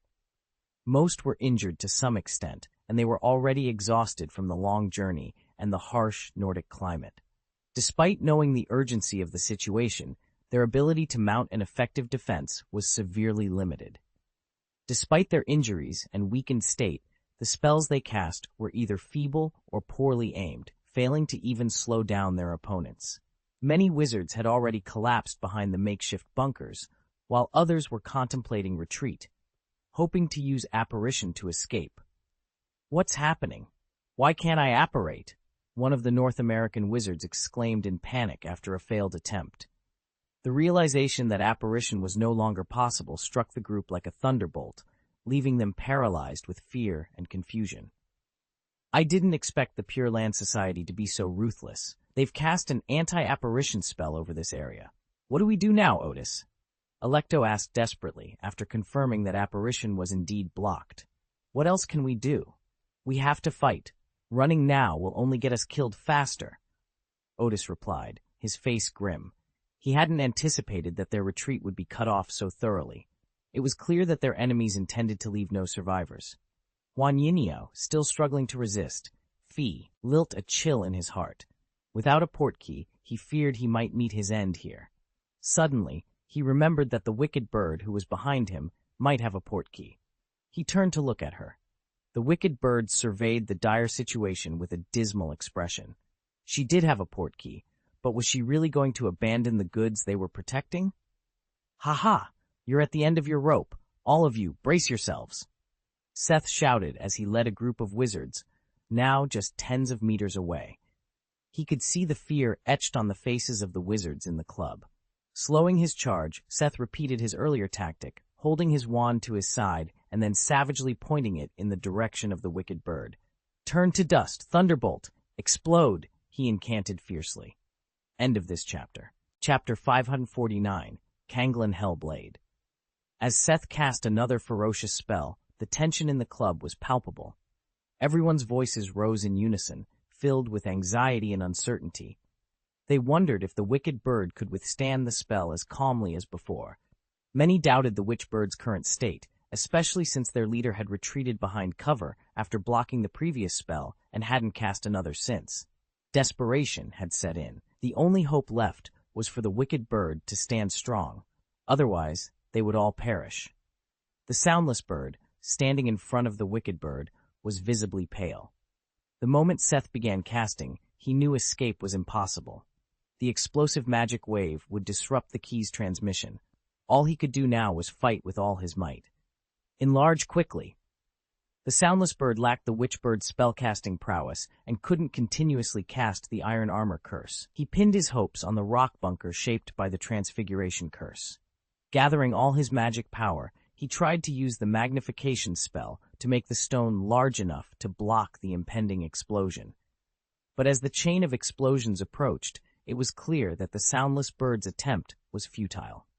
The boulder, which had swelled to 3 or 4 meters due to the magnification curse, turned to dust upon impact like dry bread crushed under a wheel. Boom! The violent smoke and dust engulfed the area where the soundless bird stood. The wizards on the club's side looked as if they had lost everything. The barrier, several meters high, had almost evaporated on the spot. How could anyone withstand such a powerful spell? Even if the wicked bird had blocked it once before, it didn't guarantee success this time. Many wizards collapsed in despair, hoping the Pure Land Society would show mercy. On the other side, the Jacobson family wizards sneered, confident that the 2 envoys of the Silver Spear had been obliterated. They anticipated their own killing spree next. However, Seth, their leader, wasn't celebrating. He stared intently at the billowing smoke, his expression serious. "Who are you?" Seth's cold voice broke the battlefield's silence. He stood in a fighting stance, wand at the ready, fully alert. His reaction puzzled the Pure Land Society wizards. Why did Seth look like he had seen a ghost? Tap, tap. Before the curious wizards could ask, slow but firm footsteps echoed through the thick smoke. Soon, a sorcerer in a silver spear costume emerged, casually holding a snow-white aspen wand between his index and middle fingers. It was Thunderbird, arriving to support. Seeing Thunderbird, the club wizards felt a surge of hope. The Pure Land Society wizards glared at the newcomer, baffled by how he had bypassed Seth's anti-apparition spell and appeared out of thin air. Thunderbird walked slowly towards them, sneering, "You humble insect, you are not worthy of knowing the name of the strong." "Oh, strong? You think you deserve to call yourself strong?" Seth retorted with a contemptuous expression. "Didn't you see? Are all your companions so scared they might wet themselves?" Thunderbird sneered, glancing at the wounded behind him. "Companions, beating a bunch of trash doesn't make you any less trash yourself. You shouldn't be so smug." Though they were used to Thunderbird's venomous tongue, the club wizards couldn't help but feel insulted. However, they remained silent, not daring to provoke him further. "If you're so strong, why not kneel and beg for mercy? Do you think you can save everyone behind you by yourself?" Seth taunted. He wasn't sure how Thunderbird had appeared so suddenly, but he knew the 2 silver spears behind Thunderbird were out of commission. The other club wizards posed no real threat, and they had 10 people on their side. Even if they weren't at their best, they were confident Thunderbird couldn't take them all on alone. "Save people?" Thunderbird scoffed. "I don't care about their lives. I'm here to kill, nothing more." His voice grew colder as he spoke. With a flick of his wand, he conjured a scarlet fiendfire long knife. The wizards of the Pure Land Society didn't waste time with words. They were always on guard and launched their attack in unison as soon as Thunderbird made his move. Avada Kedavra, Reducto, Crucio, Petrificus Totalis. The Pure Land Society wizards, including Seth, showed no mercy, casting the most vicious curses at Thunderbird. "Fiendfire, Flying Crow Technique," Thunderbird shouted. Dozens of fiendfire crows erupted from beneath him, intercepting the incoming spells. The crows exploded on contact, creating a dazzling display of fireworks around Thunderbird. "Heh, my turn now, little bugs," Thunderbird sneered, raising his fiendfire blade high before slashing it forward. The blade elongated rapidly, transforming into several fiery snakeheads that lunged at the wizards. "Block it! Use all spells to kill it," Seth commanded, maintaining his composure. Finite incantatum. More than a dozen voices chanted in unison. A pale golden aura flashed from their wands, quickly gathering into a dense stream of light that surged towards the fiendfire. Boom! The collision between the raging fiendfire and the magical stream created a deafening explosion. It was like fire meeting water, each trying to overpower the other. The combined power of the wizard's spell began to push the fiendfire back towards Thunderbird. Seeing this, Thunderbird's expression darkened. All the wizards of the Pure Land Society were overjoyed. They increased their output of magic power, determined to take down the Thunderbird in one fell swoop. Meanwhile, the cooperative wizards from various clubs were growing desperate. It seemed that the Thunderbird alone couldn't stop these lunatics. Do you think this is over? You are far too naive. Despite being at a disadvantage, the Thunderbird remained unfazed, sneering coldly. As soon as he finished speaking, he summoned his magical power, which became visible to the naked eye, as if the air around him had solidified. Under the astonished gazes of everyone, the Yan blade in Thunderbird's hand gradually turned a bleak blue from one end of the wand. This is the blue fiendfire. The wicked bird, recovering from his injuries at the back, trembled as he recognized the magic. It's been many years since Lord Thunderbird used this move. I didn't expect it today. Blue fiendfire? Jubilee Bird muttered to himself. Only the Thunderbird and Lord Grindelwald possess such terrifying magic. It seems we are safe. With the summoning of the blue fiendfire, the situation immediately reversed. The magical light cast by the Pure Land Society seemed to hit an impenetrable barrier, unable to push forward, and was instead being pushed back. Damn it! Seth was shocked at the sight of the blue fiendfire. He had heard of Grindelwald's signature magic, but never expected to see it here. We can't continue this stalemate.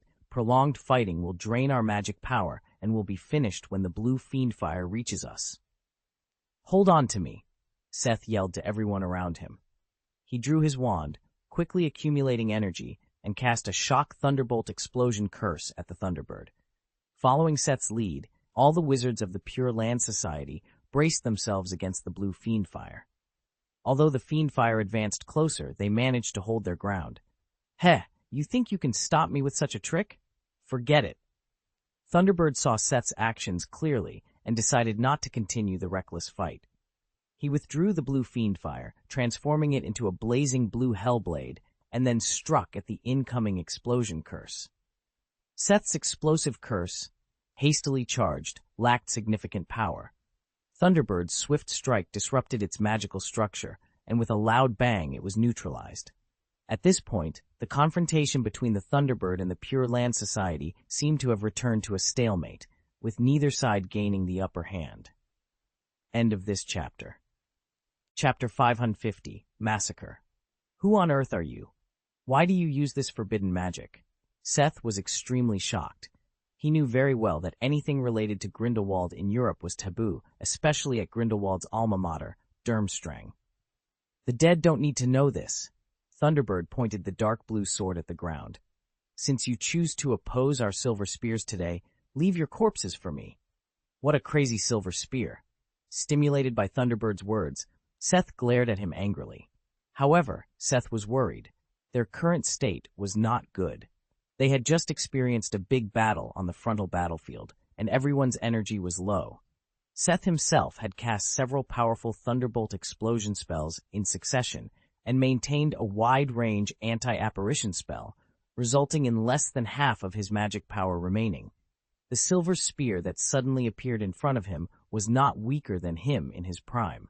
If he were in good condition, he might be able to deal with the opponent, but now... Everyone, be careful. This person's strength is extraordinary. If you really can't handle it, retreat first. I will lift the anti-apparition spell. This will be a hard time for us. Seth was not stubborn. There was no need for them to rush forward with their injuries. Want to run? It's too late. Although Seth lowered his voice when addressing his comrades, Thunderbird was not an idiot. He knew what Seth was thinking just by looking at their expressions. Humph, Thunderbird sneered, and then pointed the Yan blade in his hand towards the sky.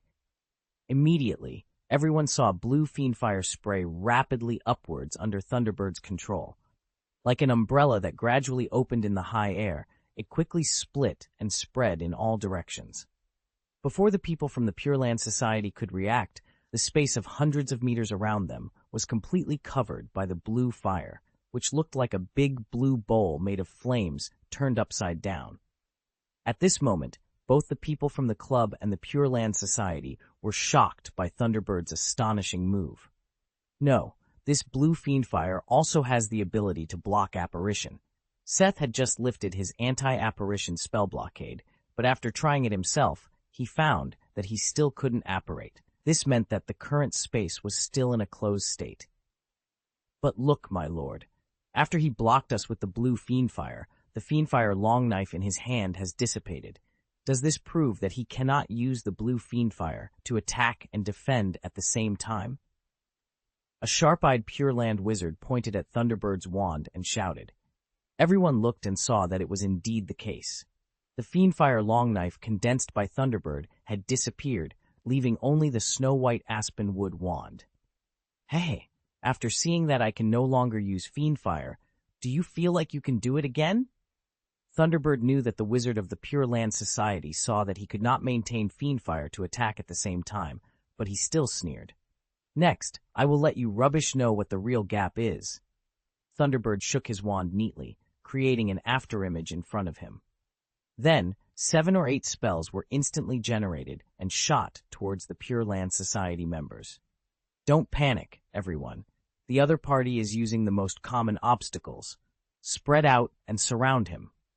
Seth saw that Thunderbird could use the technique of multiple spells to cast so many spells at the same time. He knew how troublesome this person was, but to stabilize the morale of the group, he still loudly instructed everyone. A group of well-trained wizards from the Pure Land Society acted very quickly. Immediately after Thunderbird's curse, they began to spread out and surround him. As the spell was cast, it immediately spread to both sides. Along the way, many wizards took advantage of the interval to shoot a few curses at the Thunderbird. But something surprising soon happened.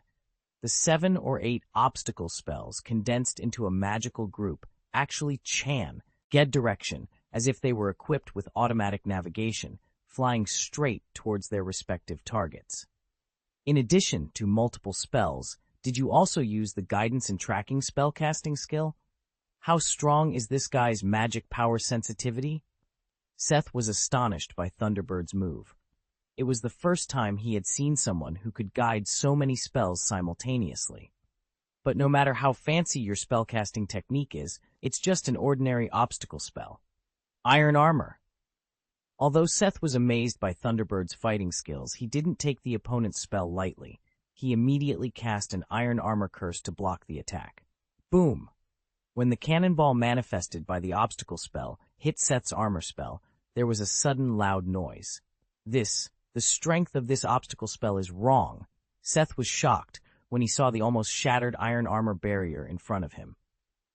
It wasn't until he personally received this seemingly ordinary blow that he realized his previous prediction was absolutely wrong. What kind of obstacle spell is this? The power almost caught up with his single thunderbolt explosion. The strength of this spell was outrageously powerful. Not good. Seth immediately realized that if this spell was so strenuous for him to handle, then others would be in real trouble. The rest of the Pure Land wizards present were not very wary of the obstacle curse cast by Thunderbird, and most of them used the Iron Armor curse to harden it. As a result, there was a problem with this approach. Boom!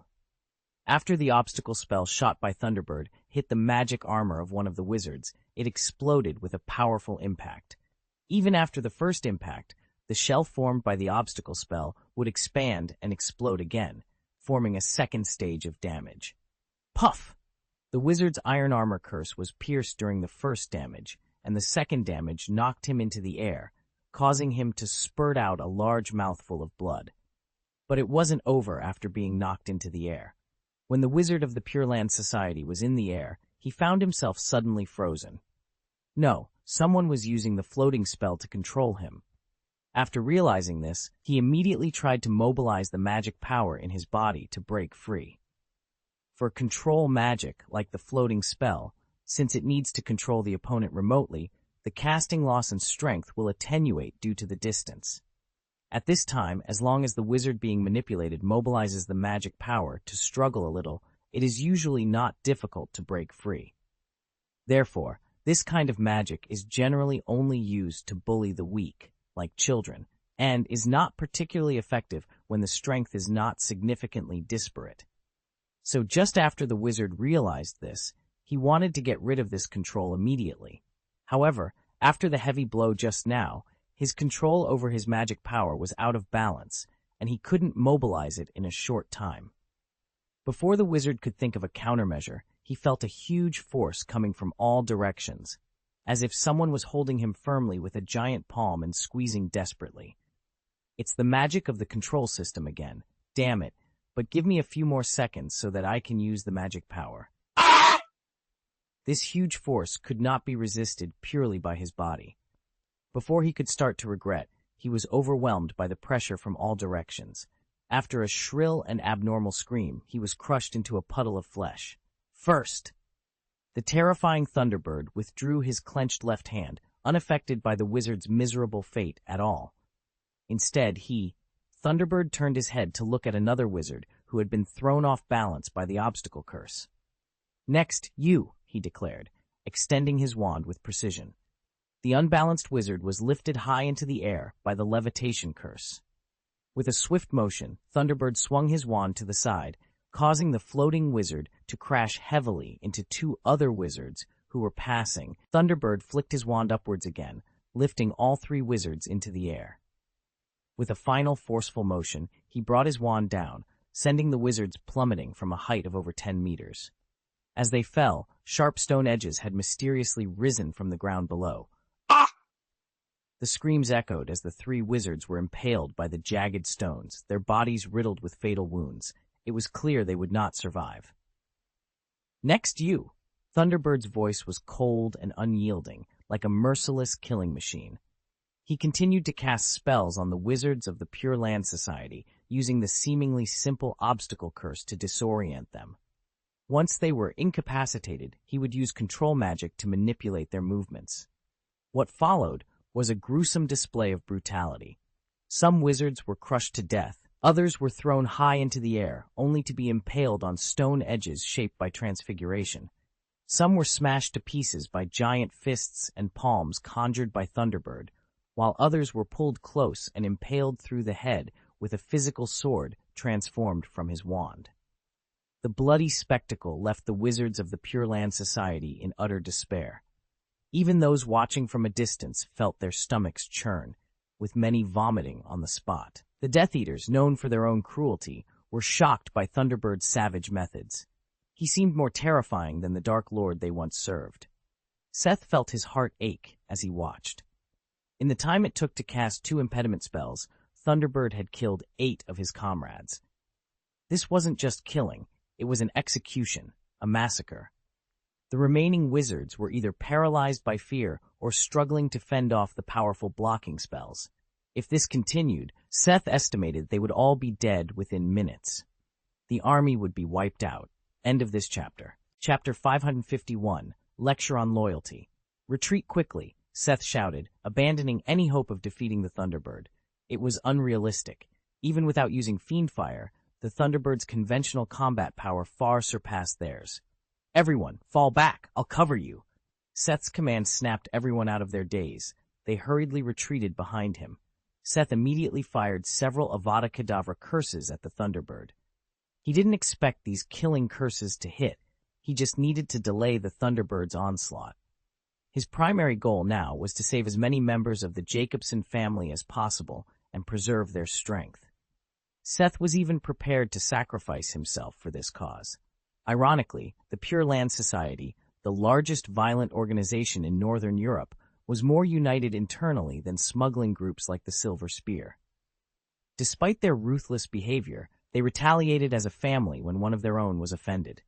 In contrast, the Silver Spear, which prioritized interests, was plagued by internal divisions and mutual suspicion among its managers.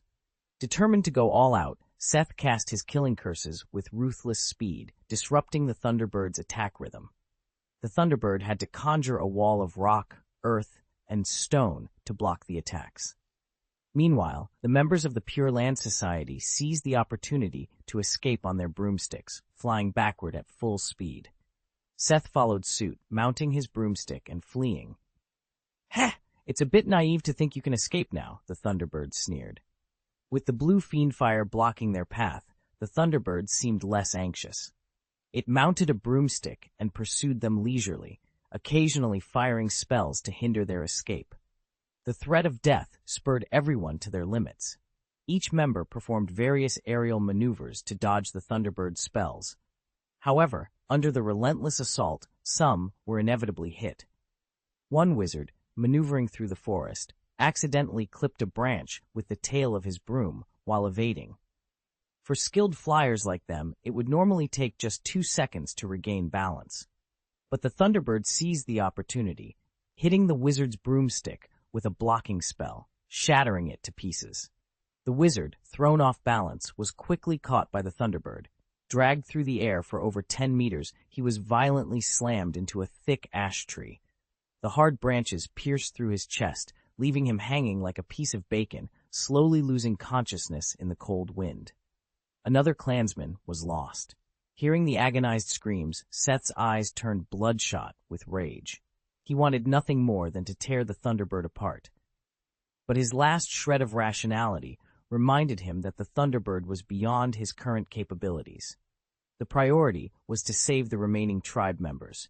Excluding Karkaroff and Nut, the seriously wounded, and those who had died in the previous battle, only 16 of them had joined the attack. Now, after just a few minutes of fighting, 9 had already fallen to the Thunderbird. The opponent's killing efficiency was terrifying. Fortunately, after more than 10 seconds of frantic flight, they reached the edge of the blue Fiendfire barrier. But now, a new problem arose. In front of them lay a formidable barrier of blue Fiendfire, and behind them, the relentless Thunderbirds were in hot pursuit. "Don't slow down. I'll open a passage for you," Seth shouted against the biting wind, mustering all his strength to rally his clansmen. "All curses end." Seth channeled the last of his magic, ignoring the strain on his body as he hurtled forward. He unleashed a powerful spell against the blue fire barrier. The barrier loomed closer, unyielding, but Seth did not falter. Every second counted. Slowing down even a little could mean their doom. Perhaps the goddess of luck finally glanced his way. When Seth and the other Pure Land Society wizards were less than 10 meters from the barrier, his spell finally gouged a hole in the protective shield of blue Fiendfire. Seeing this, the wizards of the Jacobson family, like hungry wolves spotting prey, closed their eyes and adjusted their angles to pounce. To ensure his clansmen could escape, Seth paused, risking his life to maintain the gap in the barrier for a crucial second or two. This act of bravery, however, sealed his fate. The Thunderbird behind him was swift, launching 2 obstacles that struck Seth head-on. The impact hurled him into the blue fire barrier. "Ah!" Seth screamed in agony as the blue flames engulfed him, the intense heat overwhelming him. "Silver Spear, the Pure Land Society and the Jacobson family will never forgive you." With his last breath, Seth cursed, his voice filled with defiance. What I want is for you to stay with the Silver Spear. Otherwise, why would I let some of you go?" Anduin, who had taken the form of the Thunderbird, sneered. Despite his disdain, he couldn't help but admire Seth's loyalty. "I can't believe you, an old bastard, would sacrifice yourself to save others." Jacobson, clansman. In his final moments, Seth's thoughts were with his family. Rescuing them was his last solace. As Seth vanished, Anduin rubbed his chin thoughtfully. Escaping the blue Fiendfire barrier won't free them from the anti-apparition disruptor I've set up. But what should I do with the remaining ones? Letting them go seems inappropriate. After a moment, a sneer crossed his face. "Fine, I'll heed Karkaroff's advice. It will pave the way for him to become headmaster." Meanwhile, the 6 Pure Land wizards who had escaped the Fiendfire barrier were in tears, having heard Seth's final, anguished cry. They knew Seth had sacrificed himself to buy them time, and despite their hatred for the Silver Spear and the Thunderbird, they had to flee with all their might. "No, even if we escape the Fiendfire barrier, we still can't apparate. What should we do next? That bastard will catch up soon," one Pure Land wizard said, his expression grim after a failed attempt to teleport. "We're not out of the blue Fiendfire's range yet. We need to get further away to apparat," another wizard suggested. "What about Karkaroff and Nut? We can't leave them behind." Despite their notorious deeds, the wizards of the Pure Land Society valued their comrades deeply. Someone immediately inquired about the rest of the tribe. "The place where they evacuated is not far from here. Let's go meet them first and see if we can apparate there. If it doesn't work, we can take them and escape together," a wizard suggested. "Good idea. another agreed. Let's do it! The suggestion was quickly approved by everyone, and they immediately adjusted their direction, rushing towards the location where Karkaroff and others were tending to the wounded. Given the current situation of these Pure Land Society wizards, the success rate of escaping separately would be higher. It would also divert the enemy's attention away from the wounded. However, these people were accustomed to moving in groups and had never considered abandoning their companions. Additionally, they were unable to maintain rational thinking under the intense emotional shock they were experiencing. After a while, they spotted Karkaroff and the others from the sky. Karkaroff and Newt were administering potions to the wounded, and they had already prepared the bodies of the 3 wizards who had died in battle for transport back to their families for burial. A group of 6 quickly descended on their broomsticks, jumped off, and ran towards Karkaroff and Nut, shouting, "Hurry up and clean up! We have to get out of here immediately!" "Leave? What do you mean? Why are there only a few of you? Where is the principal?" Newt and Karkaroff exchanged confused glances before approaching the group. "We encountered an unstoppable enemy, Lord Seth, A Pure Land wizard quickly and briefly recounted the previous events, tears streaming down his face. "What? So many of you couldn't stop that silver spear? Even the headmaster?" Newt looked at the group in astonishment. He couldn't comprehend that the headmaster, whom he considered invincible, could be killed. Seth is really dead? Compared to Nut's disbelief, Karkaroff was more shocked. He knew that Anduin's previous hint meant that the Pure Land Society would not fare well today. But he hadn't expected Seth to die so suddenly. Although the Pure Land Society's offensive had been blocked before, they had seemed to be in a favorable position. Karkaroff had doubted the accuracy of Anduin's information, but it had only been less than half an hour since they evacuated. How could the news of Seth's death come so quickly? Could Anduin's prophecy have failed? End of this chapter. Chapter 552, The Low-Key Strong Karkaroff. Just as Karkaroff was lost in thought, he suddenly trembled, as if he was either recalling something or listening to someone speak.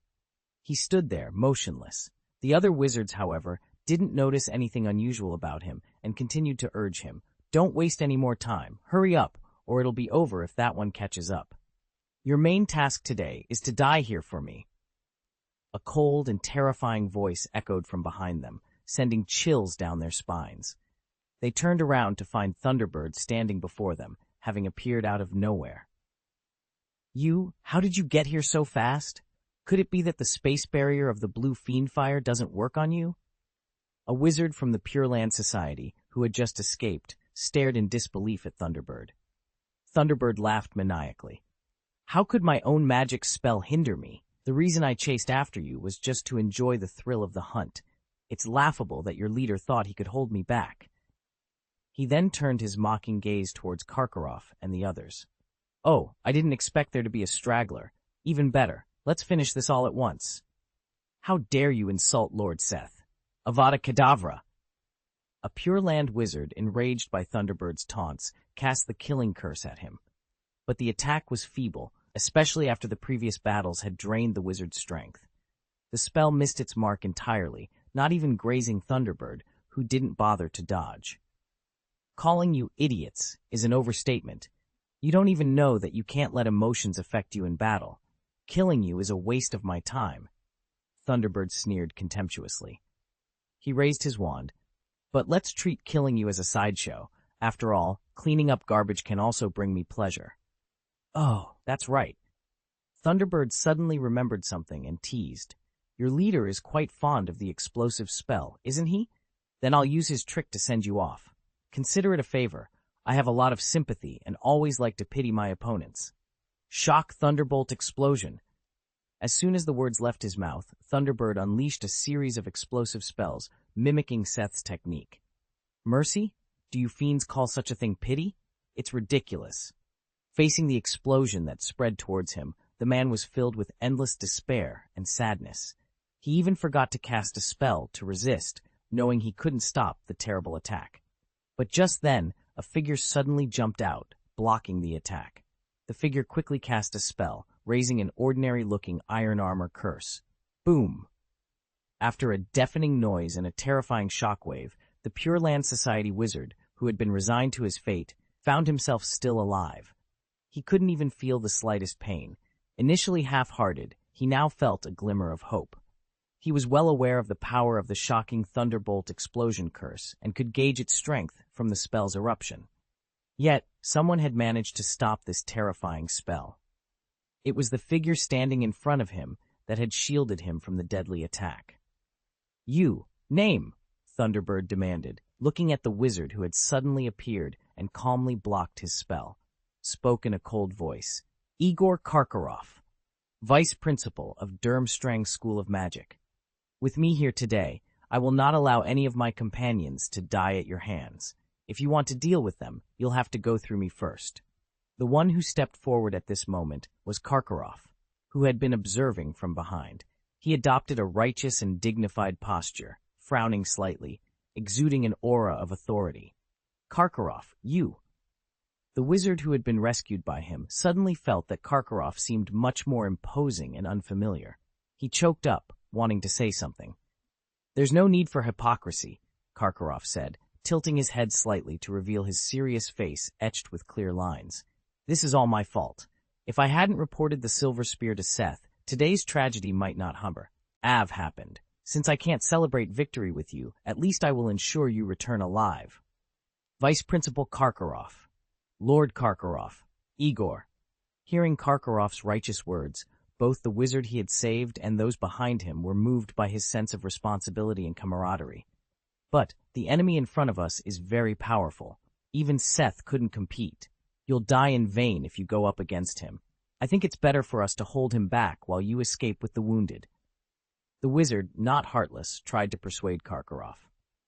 "No, I can sense the strength of the silver spear in front of me. I may not be confident in defeating him, but I am confident I can at least hold him off," Karkaroff said, his eyes filled with a mix of determination and confidence. Confidence to stop him? The wizards of the Pure Land Society behind him were shocked. Could Karkaroff's strength be truly extraordinary? In previous battles, his performance had been unremarkable. Could it be that Karkaroff had been hiding his true strength all along? Yes, that must be it. As the headmaster of Durmstrang, he couldn't have a false reputation. He must possess extraordinary power. His low-key demeanor was likely to avoid overshadowing the Jacobson family, and his ability to save Nut at a critical moment proved his exceptional magical perception. They hadn't expected Karkaroff to be such a low-key powerhouse. Suddenly, everyone had endless speculations about Karkaroff and reinterpreted all his previous actions. Their eyes now held a mix of admiration, gratitude, and trust. "Oh, you have quite the confidence," Thunderbird suddenly said. "Since you're so confident, let me see your strength. A chance. If you don't die, they will live together. Come on." Facing Thunderbird's provocation, Karkaroff took a heavy step forward and signaled the others to retreat with a wave of his hand. Although everyone was still full of worries, they trusted Karkaroff and slowly retreated to give the two space for a direct confrontation. "Kanglan, Yanblade." Thunderbird heroically drew his wand, as if pulling a scabbard from the void, and produced a magnificent blue fiery long knife. "This is the strongest magic of that silver spear." The wizards behind them tensed up at Thunderbird's actions. They were familiar with this attack style. Not long ago, when they and Seth had fought together, they could barely block Thunderbird's Fiendfire sword. Now, only Karkaroff was facing the opponent directly. Everyone couldn't help but sweat for him. Karkaroff looked at the mighty blue Hellblade in Thunderbird's hand and couldn't help but swallow nervously. But he still stood his ground, ready to face the challenge head-on. Suppressing the fear in his heart, Karkaroff extended his wand towards his opponent, adopting a defensive stance. "Die!" Thunderbird roared, raising his long knife high before slashing it down towards Karkaroff. The scorching wave of fire carved a fan shape in the air, spanning more than 10 meters. The cold environment was suddenly filled with an abnormal heat, causing everyone watching the battle to squint and take a step back. Seeing the terrifying flaming blade coming straight at him, Karkaroff nearly lost control in fear. However, recalling Anduin's instructions, he steeled himself and cast a spell. finite incantation, a pale golden light flashed from the tip of Karkaroff's wand. The magic aura he produced was much brighter than that of the dozen others who had cast before him, even surpassing Seth's efforts. The wizards of the Pure Land Society watched nervously. How could a spell of this strength possibly block the fierce fire in front of them? To everyone's surprise, Karkaroff's spell managed to hold back Thunderbird's blue hellfire blade. Not only did it stop the advancing flames, but it also created a semicircular protective barrier around him. The sheet of fiendfire enveloped him, yet Karkaroff stood firm within it, using the resilient finite incantatum to push the blue flames away, preventing them from comms any closer. Surrounded by the blue fiery flames, Karkaroff was stunned. He felt no pressure from the flames and even believed that if he reached out to touch them, they wouldn't harm him. Don't just stand there. What's wrong with you? Why does your spell lack impact? Don't you know how to make it more impressive? Add some light effects to it. Anduin's dissatisfied voice suddenly rang in Karkaroff's ears, clearly displeased with his performance. End of this chapter. Chapter 553, Heavy Casualties. My lord, is it really you? Can I speak, my lord? Karkaroff asked softly, his voice tinged with timidity. Didn't you already speak? Don't worry, I've blocked all the surrounding space. Your voice won't be heard, Anduin muttered irritably. Huh. Karkaroff finally breathed a sigh of relief after hearing Anduin's affirmative answer. My lord, you really scared me to death. If I hadn't been summoned by you beforehand, I would have thought you were the real Silver Spear. Your oppressive aura is too exaggerated, especially when you're casting a spell. I felt like I was going to die. Nonsense. If you don't make it convincing, you'll be exposed on the spot. But you, Anduin complained with some disgust. Your performance was too stiff. Can't you even manage a simple act? Why were you trembling when I spoke? Your expression was as rigid as a piece of wood. If anyone had seen your face, they would have known something was off. It can't be helped, my lord. Your summons just made me stand up. At that time, I didn't know the Silver Spear in front of me was you, and you acted so frighteningly. I thought I was dead. Can I not be nervous? Karkaroff felt a bit wronged. Anduin hadn't made things clear beforehand, or he would have put on a more confident front. Whatever. The matter has progressed to this point. Quickly put on a show and use your magic to flick my fierce fire away so I can retreat. Remember to be high profile. Stop acting like an expired light bulb. Anduin was too lazy to argue further. He didn't have time to waste. He was already speechless when he saw Karkaroff pretending in front of those Pure Land wizards. Oh. Karkaroff adopted a serious and indifferent expression, though it was clear he had just reacted. He quickly nodded in response, gathering all the magic power in his body and channeling it into the tip of his wand. Meanwhile, the wizards of the Pure Land Society, anxiously waiting in the distance, saw a dazzling light suddenly flash from Karkaroff's position, which was surrounded by the blue fierce flame. The light was blinding. Boom! Karkaroff, at the center of the light, seemed to have detonated something. The turbulent, dazzling stream of light exploded, pushing back the blue fierce fire surrounding him. Even the Thunderbird on the opposite side seemed affected by the stream of light. It withdrew the Kanglan Yanyan in its hand and was forced to take half a step back. Well, is this the strength of Durmstrang's vice principle? Thunderbird looked at Karkaroff, who was calmly resisting his spell, and nodded in approval. I've come to Northern Europe again, and I can finally meet a real strong man. This trip to Norway is worth it. Ha! Thunderbird laughed loudly, as if he had found a favorite toy. Igor Karkaroff, you are qualified to let me remember this name. As expected of a strong man who can defeat Seth. Today, you are truly extraordinary. Karkaroff stared at Thunderbird with a serious expression and nodded in praise. I look forward to the life and death moment when we meet again. Igor Karkaroff, I remember you. Thunderbird muttered Karkaroff's name again in a low voice. After delivering his parting words, he suddenly disapparated, disappearing from the spot. Karkaroff actually blocked that villain. Master Karkaroff is really too strong. Igor, I knew you could do it. After Thunderbird left, the wizards of the Jacobson family surrounded Karkaroff, their eyes bright with admiration, as if seeing him in a new light. I didn't expect you to be so strong. If I had known earlier, I would have brought you with me. If you had joined forces with Lord Seth, you might have been able to defeat that silver spear, one of the wizards exclaimed. A wizard paced back and forth, visibly annoyed and muttering about regret. That's right. Compared to Lord Karkaroff, that silver spear is nothing special. Even with his strongest move, he couldn't do anything to Lord Karkaroff. In fact, we should have seized the opportunity to pursue him and leave that bastard here to avenge Lord Seth. Karkaroff's performance had given the wizards of the Pure Land Society great confidence, even making them consider a counterattack. No, cough, cough. Karkaroff began to speak, but was interrupted by a violent coughing fit. The wizards around him immediately gathered with concern. How are you, Karkaroff? Are you okay? Nut stepped forward to support him, his face filled with worry. Ahem, that silver spear's strength is no small matter. I was just trying to hold on. Fortunately, I frightened him away. We can't delay any longer. We must leave as soon as possible. Karkaroff coughed heavily a few more times, then, panting heavily, urged the group to move quickly. Upon hearing Karkaroff's words, everyone turned pale with shock. They had thought Karkaroff's calm demeanor meant his strength was on par with the silver spear. Who would have thought he had been barely holding on? If that was the case, the silver spear was stronger than they had imagined. Filled with fear, they hurriedly supported Karkaroff, gathered the wounded and the corpses, and left the scene in a rush. Despite Karkaroff's apparent weakness, the wizards of the Pure Land Society admired him even more. After all, the silver spear was someone Seth couldn't handle, yet Karkaroff had stood up against such an overwhelming enemy. This demonstrated his loyalty and righteousness, qualities highly valued by the Pure Land Society.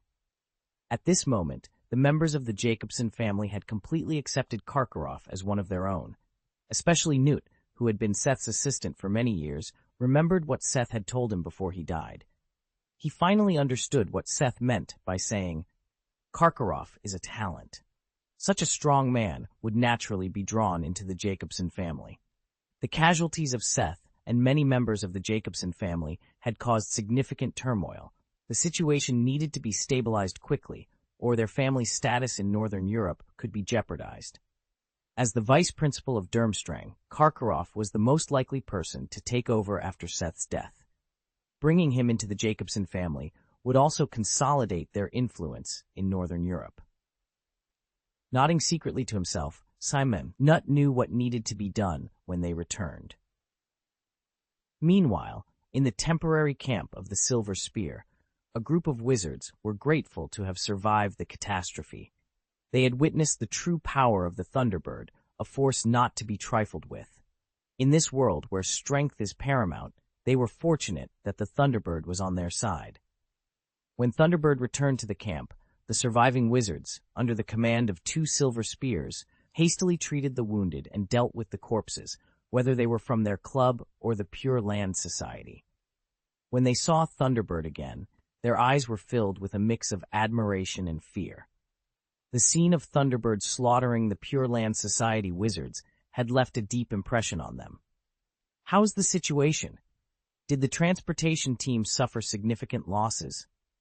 Thunderbird asked, heading straight to the wicked bird, showing his concern and trust in his disciple. Thank you for your concern, teacher. I'm fine. It will take 2 or 3 days for my injury to heal, but I won't be able to cast spells during this period, the wicked bird replied. Very good, Thunderbird said, nodding in approval. As for the transportation team, hey!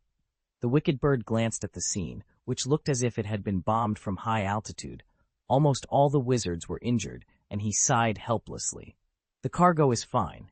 After the inspection by the soundless bird, it appears that most of the magical animals were just frightened, and there were no fatalities. However, the loss in terms of personnel is significant. We originally had a total of 53 cooperative wizards. After this encounter, 18 wizards died on the spot, including 4 Death Eaters, 3 werewolves, and 11 slaves. These were black market collaborators, backed by North America. Among the remaining 35 people, 6 are seriously injured and are undergoing emergency treatment now. I don't know if they can be saved. The rest have various degrees of injuries. The wicked bird sighed again, feeling a deep melancholy. The wizards of the Pure Land Society were extremely aggressive, which resulted in a very high death rate. It's really a bunch of trash. They get beaten even when they have the upper hand. Thunderbird snorted in dissatisfaction. Fortunately, they were talking far from the rest of the group. Otherwise, those wizards would have suffered psychological blows in addition to their physical injuries. By the way, teacher, have you dealt with all the wizards from the Pure Land Society? I heard Seth's screams at the end, so he must have been killed by you, right? After reporting the situation in the camp, the wicked bird immediately inquired about the details of the Pure Land Society. These guys had caused them so much misery. If any members of the Pure Land Society managed to report back, they could face endless pursuit, making it impossible for the club to operate in Northern Europe in the future. Originally, the wicked bird had full confidence in the Thunderbird, but at this moment, he was just asking for peace of mind. The Thunderbird responded by shaking his head. The Pure Land Society had experts to respond, so I couldn't wipe them all out. I let a few of them escape. End of this chapter. Chapter 554. Urgent Travel. What? Someone can stop you? The wicked bird was startled upon hearing this. Doesn't that mean we are not out of danger yet? Our people are in no condition to start again anytime soon. The situation isn't that dire, Thunderbird softly reassured the wicked bird. Although the wizard who blocked me could barely hold me off, he had no chance of defeating me. The Pure Land Society lost many people this time. It won't be easy for them to regroup. So you still have some time to rest and recuperate, but it can't be too long. I will stay here until you successfully cross the Norwegian border. That's good. Wicked Bird sighed in relief. With Thunderbird escorting them, the next part of their journey would be much safer. At this moment, Juiniao, who was in charge of the aftermath, approached the two of them with a worried expression. Among the seriously injured, one wizard's condition has deteriorated again. It seems hopeless. The others are relatively stable, but they need at least 2 days of rest. No, we can't stay here any longer. Some members of the Pure Land Society have escaped and will soon gather reinforcements to catch up. We can't afford another battle. Wicked Bird shook his head resolutely. Then what should we do? It's not easy to abandon them. If we do, those wizards will definitely have opinions, and it could lead to conflicts. Juiniao frowned, looking troubled. If they have any opinions, just deal with them. This is no time for jokes. Indecision will only cause greater losses. I can't protect everyone every time. What if we lose the goods? Thunderbird retorted coldly. But Juiniao felt uncomfortable hearing Thunderbird's ruthless stance towards their own people. This is for the greater good, Wicked Bird said helplessly, trying to persuade Juiniao. You must understand the relationship between the Pure Land Society and the local Ministry of Magic. If we encounter them again, it won't just be a few people. We could face total annihilation. How about this? Wicked Bird suggested, feeling that abandoning the seriously wounded was too harsh. Give everyone another 3 hours to rest, and then we set off. As for the seriously wounded, they will have to come along. Once we cross the border, I'll give everyone a period of rest.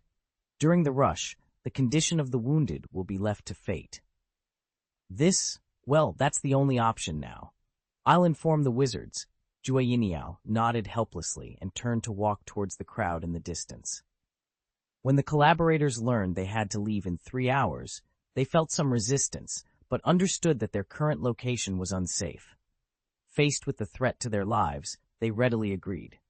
Another reason for their quick agreement was knowing that Thunderbird would accompany them. They had witnessed Thunderbird's formidable power before, and it was clear that he did not regard the collaborators highly. If they displeased him, he might make an example out of them. After unifying the plan, the wizards seized the time to eat and rest. Life in the extreme north was harsh, and they had just experienced a significant battle. The wizards were mentally and physically exhausted, and their injuries were taking a toll on their willpower. The seriously injured were in even worse condition. Despite Wicked Bird's generous supply of potions, the current climate was unforgiving. As the scheduled time arrived, the Wicked Bird signaled everyone to set off without delay. The severely injured were checked in, while the bodies of the wizards from the Pure Land Society were restrained and left behind. Desecrating the enemy's corpses would only provoke further anger without any benefit. With half their manpower reduced and everyone in poor condition, their travel speed was significantly slowed. What was initially a half-day journey stretched into a day and a night. Fortunately, the Thunderbirds had exerted enough pressure on the Pure Land Society, or perhaps the enemy had lost too many elites to muster a counter-attack. The journey remained peaceful, and they encountered no further enemies, not even an Auror. This was a stroke of luck for the group.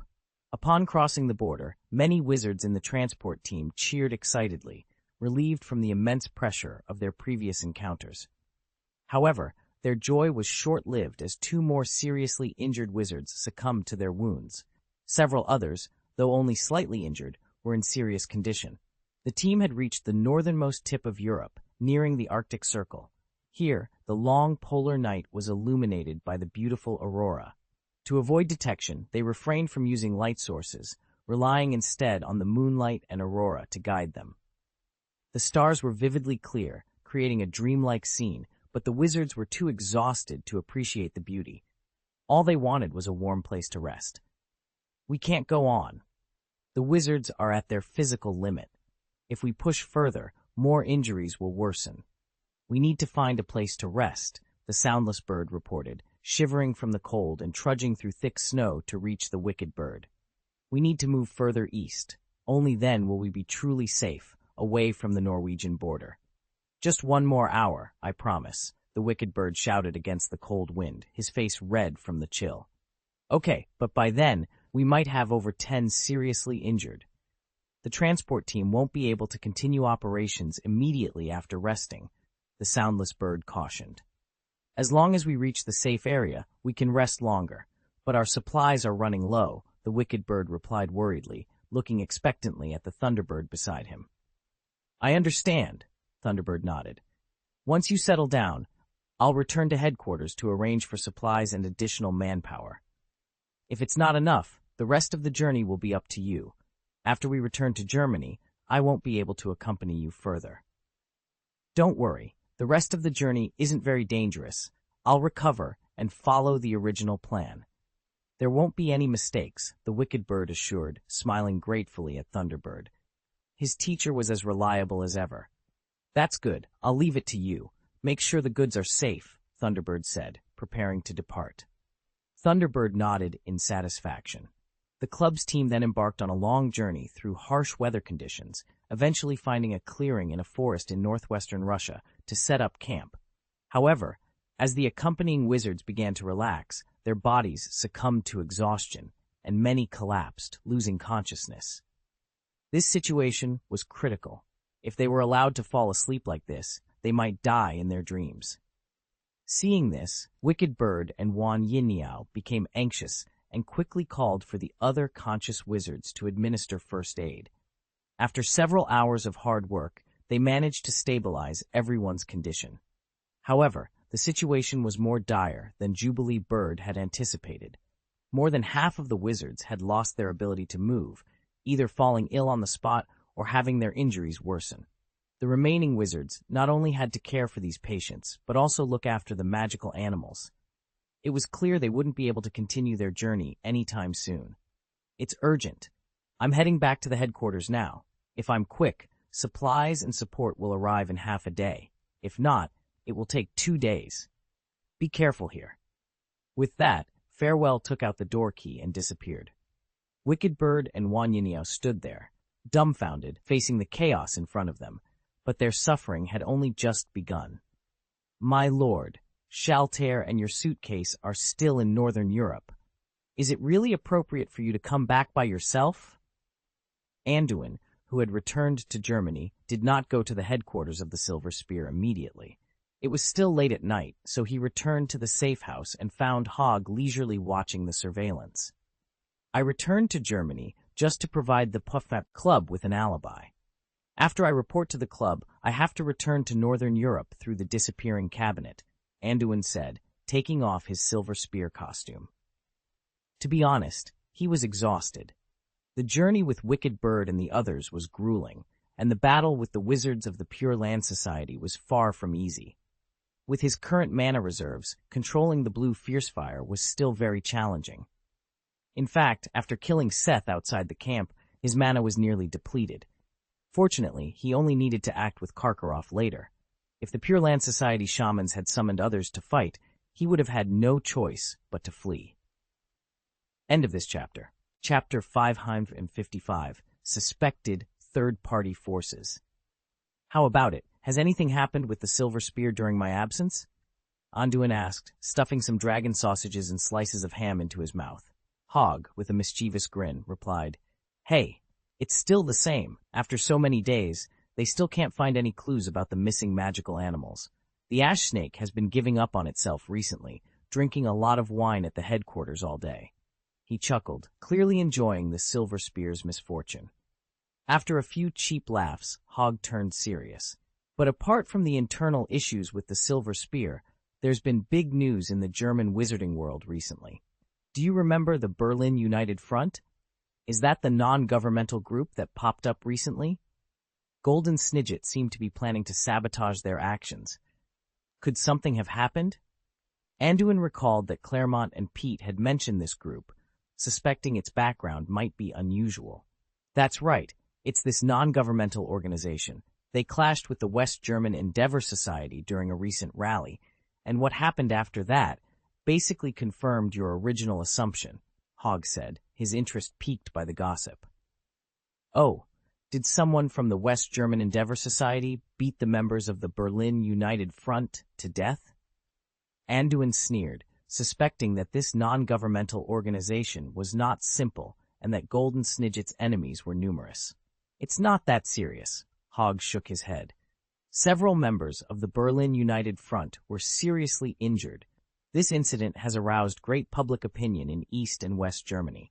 Their behavior has drawn condemnation from many civilians, the media, well-known wizards, and wizarding families. Is it just hurting a few people? It seems that the forces behind the Berlin United Front are a little soft-hearted. This will only cause some troubles for Pete's side at most, and it will not destroy their foundation, Anduin said regretfully. If he were handling the matter, he would strive for more significant benefits. But even so, Pete has been tormented enough, Hogg said, his expression suddenly beaming. He has been delayed by this mess recently, and the previous decree to divide the International Magic Trade Standards Association has also been put on hold. It seems that without Claremont, Pete's control over those folk groups has weakened a lot. Otherwise, there wouldn't be such a big fuss when someone is watching, Anduin mused, chewing on the delicious dragon sausage. He then asked, has the club investigated the forces behind the Berlin United Front? Do you know who is against them? Not really. The club's recent energy has been focused on recovering magical animals, Hogg replied, looking at Anduin with some surprise. Why? Do you have any guesses about this? I have some conjectures, Anduin admitted. I think this Berlin United Front probably has something to do with the director of the International Magic Cooperation Department, Keller. Keller? That good old man in the German Ministry of Magic? Hasn't he never joined the power struggle of the Ministry of Magic? Hogg looked puzzled, not understanding why Anduin had come to such a conclusion. It's very simple. Just look at who benefits from this matter. If this issue becomes a big deal, the Department of International Magical Cooperation will be directly affected.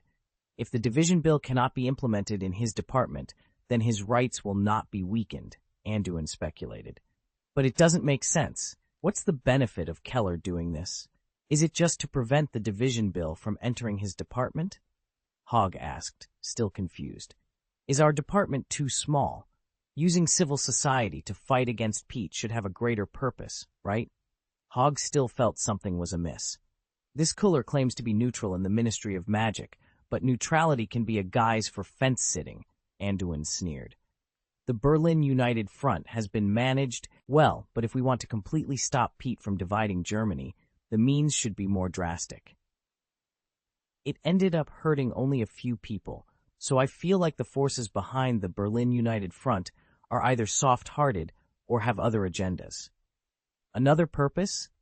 Hogg tilted his head in confusion. Could it be that they didn't just want to fight against Pete? I guess the other party wants to use this Berlin United Front as a bargaining chip. If the process of splitting Germany becomes truly irreversible, they will use it to negotiate terms with Pete and conduct internal transactions. If there are any setbacks on Pete's side, they won't mind throwing stones at him. Either way, the other party won't lose, Anduin speculated, seemingly understanding Kuller's intentions. Then, is there any value in cooperating with him? If we add the Department of International Magic cooperation to our camp, our chances of winning should be much higher, Hogg pondered, feeling Anduin's reasoning made sense.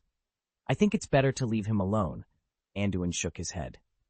If my assumptions are correct, then this old guy is probably very dangerous.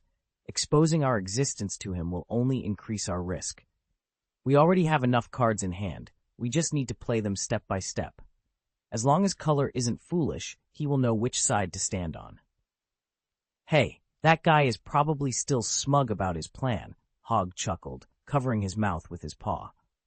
I wonder what his reaction will be when he sees the big bomb we throw out.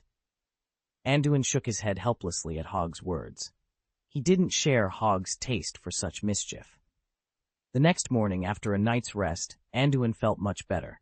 He changed into his Silver Spear uniform and headed to the Silver Spear headquarters. The atmosphere in the club was tense, and even the usually jovial Ash Snake didn't have the heart to joke around.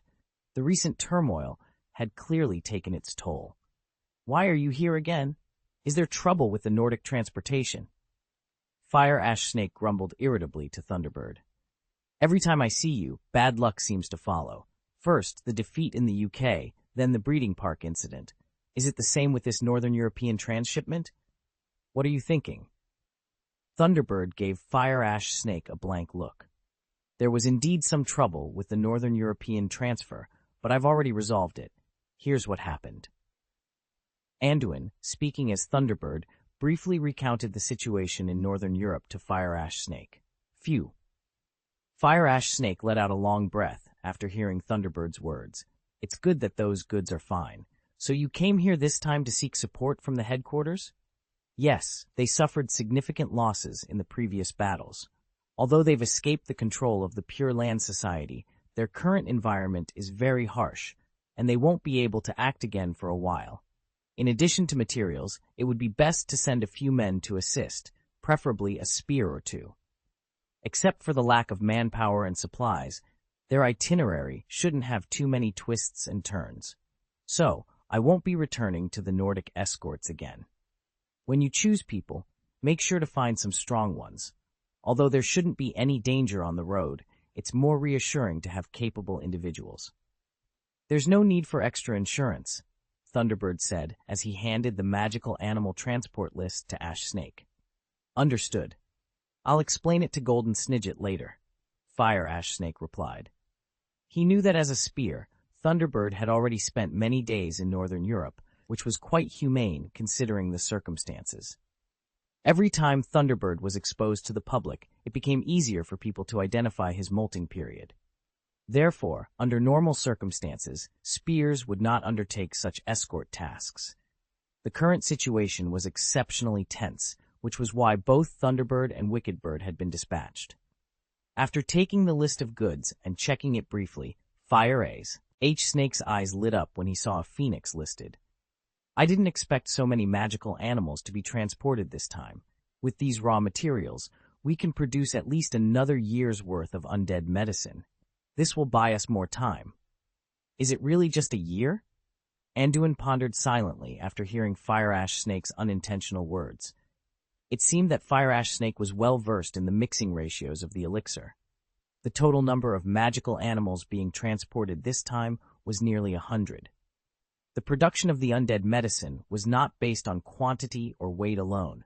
According to Anduin's own deductions, it should be based on the life strength of different magical animals or their magic power reserves.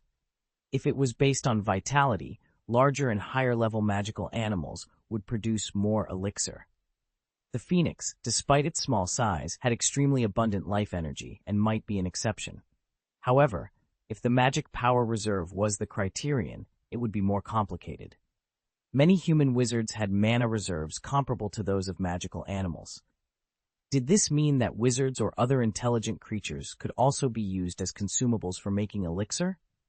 To be honest, Anduin was worried.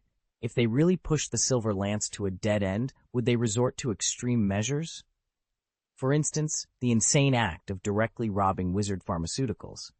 One must remember that Shaltir was also a product of the Silver Spear back then. Who knew if the organization intended to sell her or use her for some other nefarious purpose? End of this chapter. Chapter 556. Grasp the Initiative. Considering the situation, Anduin knew he had to determine whether wizards were part of the raw materials for the Elixir of Death. Simultaneously, he needed to weaken the Silver Spear's power to prevent them from retaliating, especially their formidable spears. With a clear plan in mind, Anduin nodded to himself, his resolve growing stronger. Meanwhile, the Fire Ash Snake, after responding to the request for support, immediately informed Golden Snidget as soon as Thunderbird left the headquarters. He was even more eager than Thunderbird to act. That's the situation. Although the Wicked Bird is safe for now, the material and personnel costs are enormous. There's no time to waste. You should quickly arrange for assistance, Fire Ash Snake urged impatiently, handing over a list. Are there so many goods? No wonder the Pure Land Association noticed. Golden Snidget remarked after reading the list, exhaling deeply. I understand. I'll mobilize people right away. The investigation of the breeding park hasn't been smooth. This time, let Unicorn and Voltabat, who helped with the investigation, lead the support team. This batch of goods is crucial. We must ensure nothing goes wrong. That's the best course of action. Fire Ash Snake agreed. Fortunately, Thunderbird was vigilant this time. I heard the Pure Land Society dispatched elites to intercept the transport team, and the Wicked Bird almost got caught. Golden Snidget sighed. We already know how challenging the Pure Land Society can be. This was a desperate move, but after this conflict, it will be hard for the club to maintain a foothold in Northern Europe. Fortunately, the harvest this time is significant, but the problem is far from resolved. Then, Fire Ash Snake hesitated, sensing Golden Snidget had more to say. What should we do after receiving these magical animals? Including materials from other branches, the club should have enough raw materials for 2 years. But can Germany's strategy be completed in 2 years? This is what worries me. We don't know if there are traitors within the club, and the German strategy has recently faced new resistance. 2 years is really tight, Golden Snidget said, pacing back and forth anxiously. What do you mean? Fire Ash Snake asked, sensing Golden Snidget was contemplating something significant. I'm wondering if Thunderbird's previous suggestion is feasible. Using some extreme measures might speed up the process, but it could also have adverse effects. Honestly, I'm very hesitant and can't decide, Golden Snidget admitted. By extreme measures, do you mean using force to coerce the ministry? The ones openly opposing us now are the Magical Law Enforcement Department, the Magical Sports Department, and part of the Wizengamot. Are you targeting them? Fire Ash Snake quickly grasped Golden Snidget's implication. Exactly, Golden Snidget confirmed. We have already placed and recruited enough people within the German Ministry of Magic. After years of public opinion offensives in the wizarding community and gradual policy advancements, most people are psychologically prepared. The main resistance comes from those upper-level officials and commentators. What about the initial target, Andre? He is one of the suspects in the park incident and the most vocal opponent. If he were to disappear, the dissenting voices in the Ministry of Magic would be significantly reduced, Fire Ash Snake suggested, clearly understanding the club's strategy. In the Ministry of Magic, and it hits the nail on the head when he talked about it. Andre. Jin Feishia muttered Andre's name under his breath, then shook his head helplessly. Andre's strength is formidable. Even if I, Thunderbird, or Phoenix were to take action alone, we couldn't guarantee taking him down without alerting others. His identity is very sensitive. If something happens to him, it could easily cause unexpected emergencies. So, although he is our biggest obstacle, I still can't bring myself to use force against him directly. You can't handle him alone, so why not team up? You guys used to be teammates after all, Fire Ash Snake muttered casually. Team up? Jin Feishia seemed to hear a joke. Those two guys, believe it or not, If I asked them to join forces, their first reaction would be to think it's a trap I set up to deal with them. So, teaming up is a joke for us. Tsk. Fire Ash Snake clicked his tongue in frustration. Although he understood the complex relationships between these veterans, it was still contradictory in his eyes. These guys were often united in dealing with official matters and dedicated to the club's tasks, but they were also very wary of each other, as if the other party was ready to harm them at any time. The founder of the club, but their usual relationship swung back and forth between colleagues and enemies. Such entanglement made Fire Ash Snake's head spin, so he didn't bother to think about it anymore and blurted out, "Anyway, you're in charge of the Ministry of Magic, so do whatever you want. Let's get rid of the wicked woman first and take care of things on the bird side." Well, you're right. We still have to solve the current problem first. As for the rest, we'll take it one step at a time. Jin Facia sighed again, then quickly walked out of the headquarters. Anduin and Hog, who had already returned to the safe house, heard their conversation clearly. "My lord, it seems that we must be careful with Andre, lest the future Minister of Magic is gone before we start to take action." Although Hog said this, there was a smirk on his face, clearly not taking Jin Facia's words too seriously. "Andre has the coordinates I set on him. Once he encounters danger, I will support him in time. If they target Andre, it will be a good opportunity to catch a turtle in the urn, but I'm afraid they will target other people, and that will cause us trouble." Anduin was not too worried about Andre's situation. "Then what should we do? Do we need to increase monitoring points? We must protect those high-ranking officials who oppose Pete. After all, they are still very important to our actions." Hog scratched his neck with his hind paws and softly suggested, "That's too passive." Anduin shook his head resolutely. "We have to beat the slow with the quick. As long as we keep finding trouble for them and don't give the club too much time to react, they won't have the time to think about taking the initiative." "Oh? Then are you planning to return to Northern Europe now?" Hog raised his eyebrows slightly, understanding Anduin's thoughts. "I'm leaving now, but you have to be ready this time. Those magical animals will need your help to communicate after taking over." Anduin stared at Hog after saying that. "I'll go too? Then who will watch the surveillance?" Hog glanced at the monitor beside him, which was their main source of information. "I'm not telling you to leave now. Just wait for my notice. You won't be gone for too long. Golden Snidget said that a unicorn will be sent this time, so Azalea can also help." Anduin gave a few simple instructions, then went straight into the disappearing cabinet behind him. "Well, it seems that I'm really working hard." Hog watched Anduin's disappearing back and spread his paws helplessly. Another day later, in the stronghold, where the Wicked Bird and other transport teams were located, a group of wizards were. Under the polar night, the camp remained busy. After a day and a half of rest, the condition of the wounded had improved. Many of the seriously injured had stabilized, and the lightly wounded were recovering with the help of the Witch Bird potion. However, more than a dozen wizards were still unable to move. The rest of the wizards spent most of their time caring for the wounded and the magical animals. The head of the camp, Wicked Bird, spent her days healing her injuries and staying vigilant. She had been the first to detect the enemy during the last attack. "Huh?" Wicked Bird, who was concentrating on her mental perception, suddenly moved. She quickly drew her wand and looked in a certain direction, sensing abnormal spatial fluctuations. After a careful assessment, she relaxed and walked towards the source of the disturbance. "You've arrived. Has Thunderbird explained the situation to you clearly?" she asked, addressing the 2 silver spears and 10 wizards in front of her. Finally, she could let go of her tense nerves. "We haven't seen him. The order was conveyed to us by the Transformer Lizard," replied one of the silver spears, a man known as Voldebat, who originally belonged to the French branch and was a direct subordinate of Phoenix. "Besides the 2 of us, there are 10 collaborators from the German black market. Their loyalty is guaranteed, and they have experience in caring for magical animals. Additionally, we have brought the supplies and medicines you need," Voldebat continued, gesturing to the space bag handed over by Azalea, also known as the unicorn. She looked at Wicked Bird with a complicated expression, remembering how this person had brought her into the Silver Spear organization.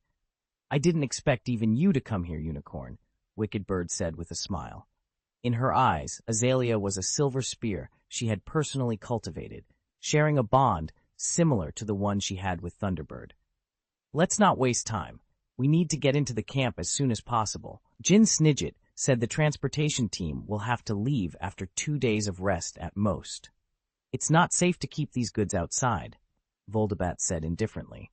He wasn't very familiar with either the Unicorn or Wicked Bird, but he had come to help after receiving orders from Phoenix. End of this chapter. Chapter 5 and 57, One More Time.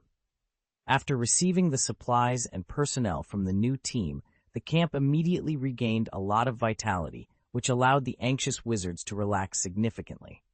The collaborators who came to support quickly integrated into the working state, and with their participation, the pressure on various positions was immediately alleviated. That night, the Unicorn even prepared a sumptuous dinner with fresh ingredients for the wizards in the camp, greatly boosting their morale. Seeing the situation gradually stabilize, the weight that had been hanging over Wicked Bird's heart finally lifted. At this time, the Unicorn slowly approached her and said softly, "Teacher, leave the security work tonight to me. I heard from Jue Niao that you have been personally guarding the camp for the past 2 days. This is very detrimental to your recovery from injury, so take this opportunity to rest well tonight." "Thank you, Azalea.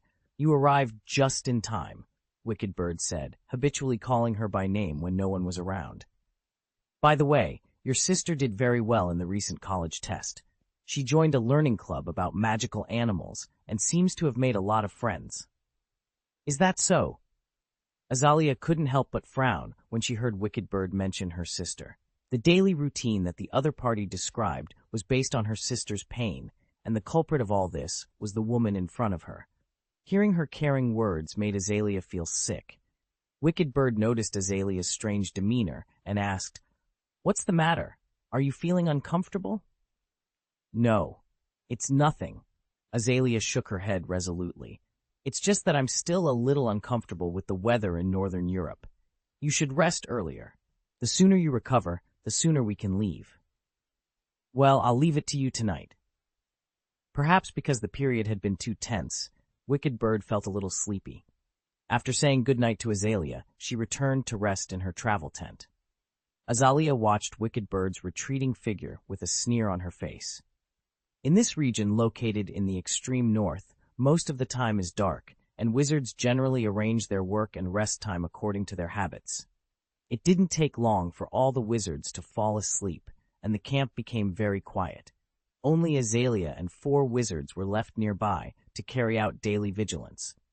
The 4 wizards were guarding the 4 directions of the camp, holding hands together and exhaling air conditioning while observing the surrounding movement. Azalea was on duty as a mobile guard, patrolling around. After most of the wizards had rested for more than an hour, Azalea, who was on patrol, came to a guard post in the camp and slowly approached the wizard, who was on night watch. The wizard seemed to be half asleep and half awake because it was so late and didn't notice anyone approaching behind him. At that moment, Azalea, who had come up behind the wizard, drew out her wand and pointed it at the back of his neck. The vigilant wizard felt his eyes darken and fell straight to the ground. Azalea lifted him neatly and gently laid him on the ground, ensuring he made no sound when he fell. After Azalea completed this operation, several figures slowly appeared in the dense forest in front of her. They were Anduin, Shaltir, and Hog. "How about it? Are you sure those people in the camp are asleep?" Anduin glanced at the fallen wizard next to him, his voice low. "Don't worry, my lord. I gave them a light sleeping pill for dinner. After taking it, they will sleep very well tonight," Azalea said, dropping her pretense. The mask on her face was taken off. "That's good. Next, let's proceed according to the plan. Hog, go and watch those magical animals. Shalter, Azalea, and I will each deal with one of the 3 vigilant wizards," Anduin instructed. Today's mission was simpler than raiding the breeding park, so he felt more at ease. "Yes, my lord," Hog responded. "No problem," Shaltir added. "Leave it to me," Azalea chimed in. The three responded in unison and quickly moved into action. Anduin's plan from the very beginning was to use the Pure Land Society's Wicked Bird transport team to carry out an initial strike and then turn the tide as Thunderbird, thereby elevating his identity. However, with so many magical animals involved, it was crucial that they did not fall into the hands of the club. At the same time, Thunderbird could not be linked to the loss of these magical animals in the future. Thus, Anduin planned a second raid on the transport team. Even if the transport team had not chosen to camp here, Anduin intended to make an appearance at the Silver Spear headquarters as Thunderbird and then intercept the Wicked Bird team. The situation developed even more smoothly than Anduin had anticipated. The Pure Land Society members were so effective that they nearly incapacitated the wizards of the transport team, forcing them to rest on the spot. Additionally, Anduin did not expect the club to be so cooperative, even sending a unicorn as support, which provided him with internal assistance. Originally, he had planned to use some tricks to directly attack or backstab as Thunderbird. The entire operation went very smoothly. After a while, they subdued all the guards and began to deal with the wizards who had fallen asleep one by one. Anduin had no intention of imprisoning these wizards like the civilian ones. These wizards were either club partners, Death Eaters, or werewolves, and there was no need to show them any mercy. Soon, the group of three stunned all the wizards with the stunning curse, confiscated their wands, and packed them into Anduin's suitcase.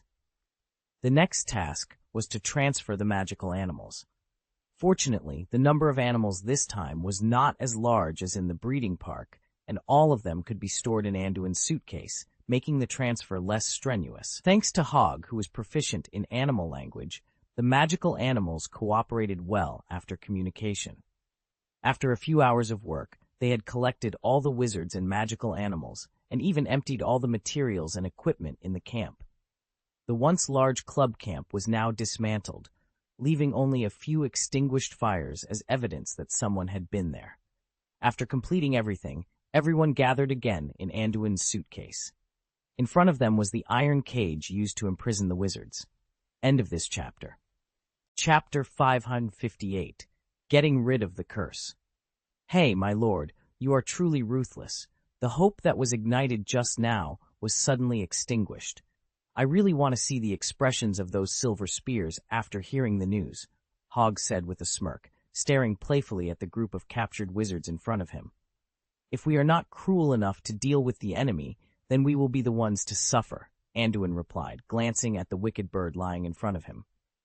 He then turned to Azalea, who stood beside him. Is there anything you want to say to her? Azalea shook her head coldly. I have nothing to say to this woman. If it weren't for her, my sister wouldn't have suffered so much, and I wouldn't be in this situation. She looked at Anduin curiously. But what are you going to do with these people? I don't think you plan to let them go, especially since there are Death Eaters and werewolves among them. Before Anduin could respond, Hogg bared his teeth impatiently. Of course, we can't let these bastards go, especially Fenrir. I have to bite him to death. Calm down, Hogg. Remember to keep your emotions in check. We must learn to control our feelings, not be swayed by them, Anduin said, patting Hogg lightly on the forehead. He then looked at Azalea with a sneer. These people are useful to me. I still need some experimental materials, and their appearance has solved my urgent need. Experimental materials. Azalea shivered at Anduin's words. She still remembered the cold, hopeless feeling of the room filled with various instruments and equipment after being captured. The memory still gave her nightmares. She couldn't help but mourn for the wizards in front of her. In the not-too-distant future, they might regret not being killed by the Pure Land Society on the battlefield, as that might have been a better fate. Let's not dwell on this, Anduin said, changing the subject. We need to go back to Norway. It's time to solve your sister's problem. The dragonpox curse on her body. Let me help you deal with it once and for all. Yes, my lord. Azalea immediately perked up at the mention of her younger sister, Anais. The next morning, Anduin arrived in Finnmark County, Norway. This time, he didn't go to the local wizard gathering area, but stayed in a deserted suburb with a suitcase, seemingly waiting for someone. After a while, the surrounding space distorted, and two people appeared in front of him using apparition. One was Karkaroff, and the other was a delicate young girl with a beautiful face. Seeing the two of them, Anduin took the initiative to greet them and then glanced at the girl next to Karkaroff. "Is this Anais?" Anais looked at the wizard next to her in confusion. "Vice Principal Karkaroff, who is this?" "What? Haven't you been promoted to the position of principal yet?" Anduin smiled slightly at Anais and then glared at Karkaroff with some annoyance. "How can it be so fast?" Karkaroff panicked at Anduin's glare. "The school is still dealing with Principal Jacobson's funeral. The promotion will have to wait for a while." "What? Principal Jacobson is dead?" Anais was shocked. She had been inexplicably brought out by Karkaroff early in the morning without knowing what was happening. Now, hearing the conversation between Karkaroff and the young wizard in front of her, she was even more horrified to learn that Principal Jacobson was dead. And who was this young wizard, who actually condescendingly talked openly with the vice principal about the appointment and removal of the principal position, which left Anais, who was only in the 4th grade, confused. Principal Jacobson's matter has not been announced in the school. It's not surprising that you don't know Anais, but it's fine for you to know about it yourself. Don't spread it when you return to school, Karkaroff said to Anais with a kind expression. He couldn't help but complain silently in his heart.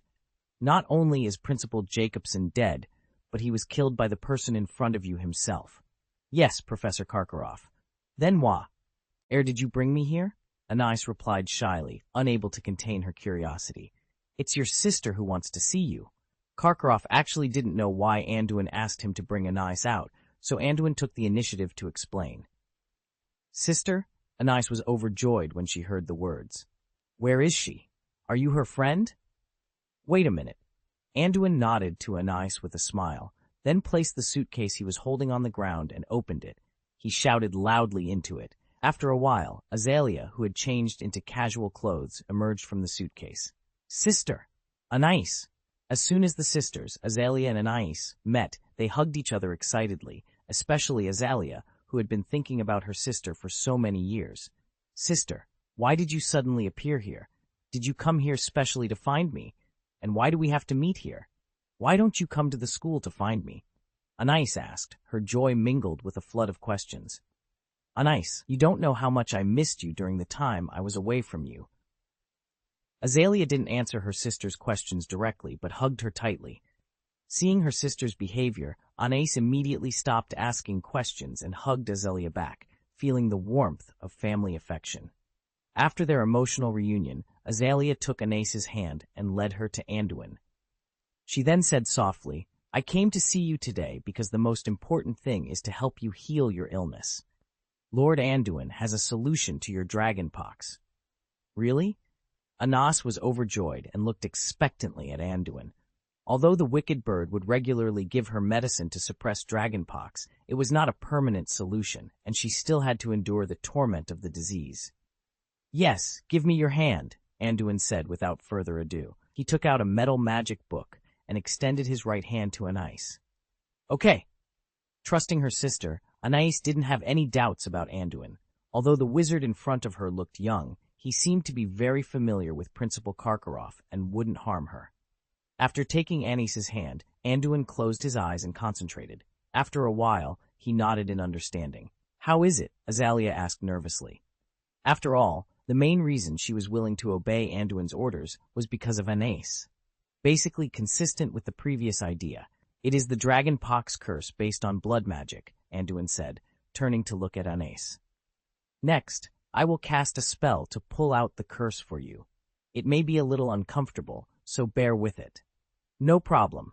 Although Anais couldn't fully understand Anduin's words, she could see that he was confident. Seeing that Anais was cooperating so well, Anduin nodded in satisfaction. There were some things that he and Azalea found inconvenient to discuss with her, but fortunately, Anais was very sensible. Then Anduin opened the magic book in his hand. In fact, he didn't have much research on curses, as a person's energy is limited. However, in addition to recording spells, the magic book in his hand had the function of assisting spellcasting. The next thing Anduin had to do was to reverse the process, suck out the cursed magic in Anise, and then store it in the magic book. Well, in the meantime, Anduin stretched out his hand. Anduin extended his hand towards Anise, and she suddenly felt a sharp, dull pain somewhere in her body. She cried out involuntarily, but quickly realized it was due to Anduin's spellcasting. Gritting her teeth, she endured the pain. Everyone watched as Anduin guided a thin, scarlet thread of light from Anise's body. The sight of this light thread was enough to give anyone goosebumps. It exuded a malevolent aura. This thread was the manifestation of the dragonpox curse that had been tormenting Anise. Anduin carefully directed the light thread towards a magic book, avoiding any direct contact with it. The dragonpox curse was notorious for its strong infectivity and high adhesion. A single misstep could result in being cursed oneself. Historically, the Malfoy family had used this very curse to murder the first Muggle-born Minister of Magic, only to have it backfire on them. The metal-bound magic book in Anduin's hand began to glow faintly as it absorbed the cursed light thread. Under Anduin's control, the book continuously pulled the curse into its pages, specifically into the section labeled Dragonpox Curse. This process took about 10 minutes. Although the concentration of the curse in Anise's body was not high, it was incredibly stubborn, clinging to her like a parasite. One could only imagine the havoc it would wreak if left unchecked. Hiss! Anise initially felt a dull, scratching pain when the curse was being removed. However, once the curse was completely extracted, it was as if her sense of touch had been reawakened. A heart-piercing, stinging sensation surged through her, causing her to cry out in agony. End of this chapter. Chapter 559, A Renewed Suitcase Space. Anise? Azalea's voice trembled with concern as she saw her sister's pained expression. She turned to Anduin, her eyes filled with worry. My lord, what's happening to my sister? Will she be all right? Don't be nervous, Anduin replied calmly. The curse of dragonpox is very stubborn, and removing it is no easy task. Your sister is in pain because she has endured this curse for so long that it has formed a symbiotic relationship with her body.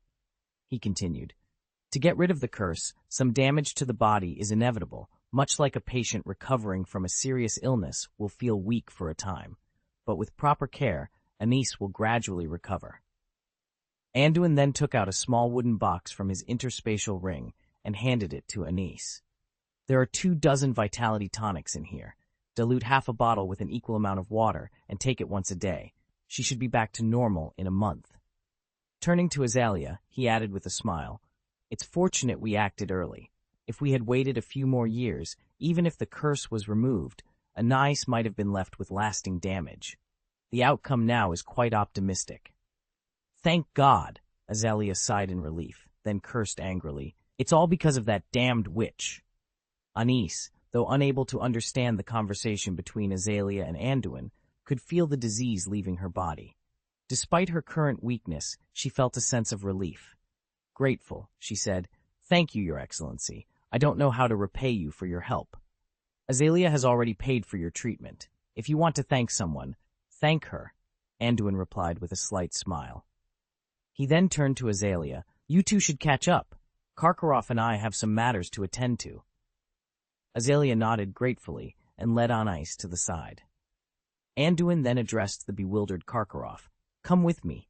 I need your assistance with something. Without waiting for a response, Anduin entered the open suitcase. Karkaroff, though unsure of what was expected of him, followed out of habit. As soon as he stepped into Anduin's suitcase space, Karkaroff was left speechless by the sight before him. After raiding the breeding park, Anduin had restructured the internal layout to better organize the space. Upon entering, they were greeted by a metal warehouse road resembling a fully enclosed patio in a military submarine. The entrance shaft, at least tens of meters high, was connected by a metal ladder and a metal rod for quick descent. It was clear that this was Anduin's suitcase space, though it could easily be mistaken for the exit channel of a fire brigade. The surrounding walls, simple yet robust, were made entirely of metal and covered with warning and protective equipment, resembling the passage of a space capsule. Anduin had remodeled the space according to military base standards to prevent unauthorized entry, given the numerous valuables now stored within. Equipped with a powerful positioning device, Anduin was not worried about losing the suitcase. However, he took precautions to prevent theft of the precious resources inside, borrowing building materials from the breeding park to enhance the internal security facilities. "The sight here is quite overwhelming," Karkaroff stammered, his eyes darting nervously around the room. Anduin, however, seemed unfazed. "These wizards are our prisoners," he explained calmly. "They attacked us, and now they will face the consequences, but we have more pressing matters to attend to." Karkaroff nodded, trying to steady his nerves. He followed Anduin deeper into the building, passing through several more rooms that were stark and utilitarian, much like the exterior. The atmosphere was heavy with the scent of alchemical ingredients and the faint hum of magical energy. Eventually they arrived at a large, well-lit laboratory. The room was filled with various alchemical apparatuses, bubbling potions, and intricate magical devices. Anduin gestured for Karkaroff to take a seat at a nearby table, cluttered with scrolls and books. "Now, let's discuss our next steps," Anduin said, his tone serious. "We need to analyze the information we've gathered and plan our strategy carefully." Karkaroff nodded again, feeling a bit more at ease now that they were away from the unsettling sight of the imprisoned wizards. He glanced around the laboratory, noting the meticulous organization and the sheer volume of research materials. As they began to discuss their plans, Karkaroff couldn't help but be impressed by Anduin's thoroughness and attention to detail. It was clear that Anduin was a master of his craft, and Karkaroff felt a renewed sense of determination to prove his worth. Hours passed as they delved into their work, analyzing data, cross-referencing information, and formulating strategies. The laboratory buzzed with activity, and Karkaroff found himself increasingly absorbed in the task at hand. Finally, as the first light of dawn began to filter through the small windows, Anduin leaned back in his chair, looking satisfied. "We've made good progress," he said, "but there's still much to be done. We'll need to be vigilant and prepared for anything." Karkaroff nodded, feeling a sense of accomplishment. "Yes, my lord, I understand." Anduin stood, stretching his arms. "Get some rest, Karkaroff. We'll continue our work later. For now, you should familiarize yourself with the manor and its facilities.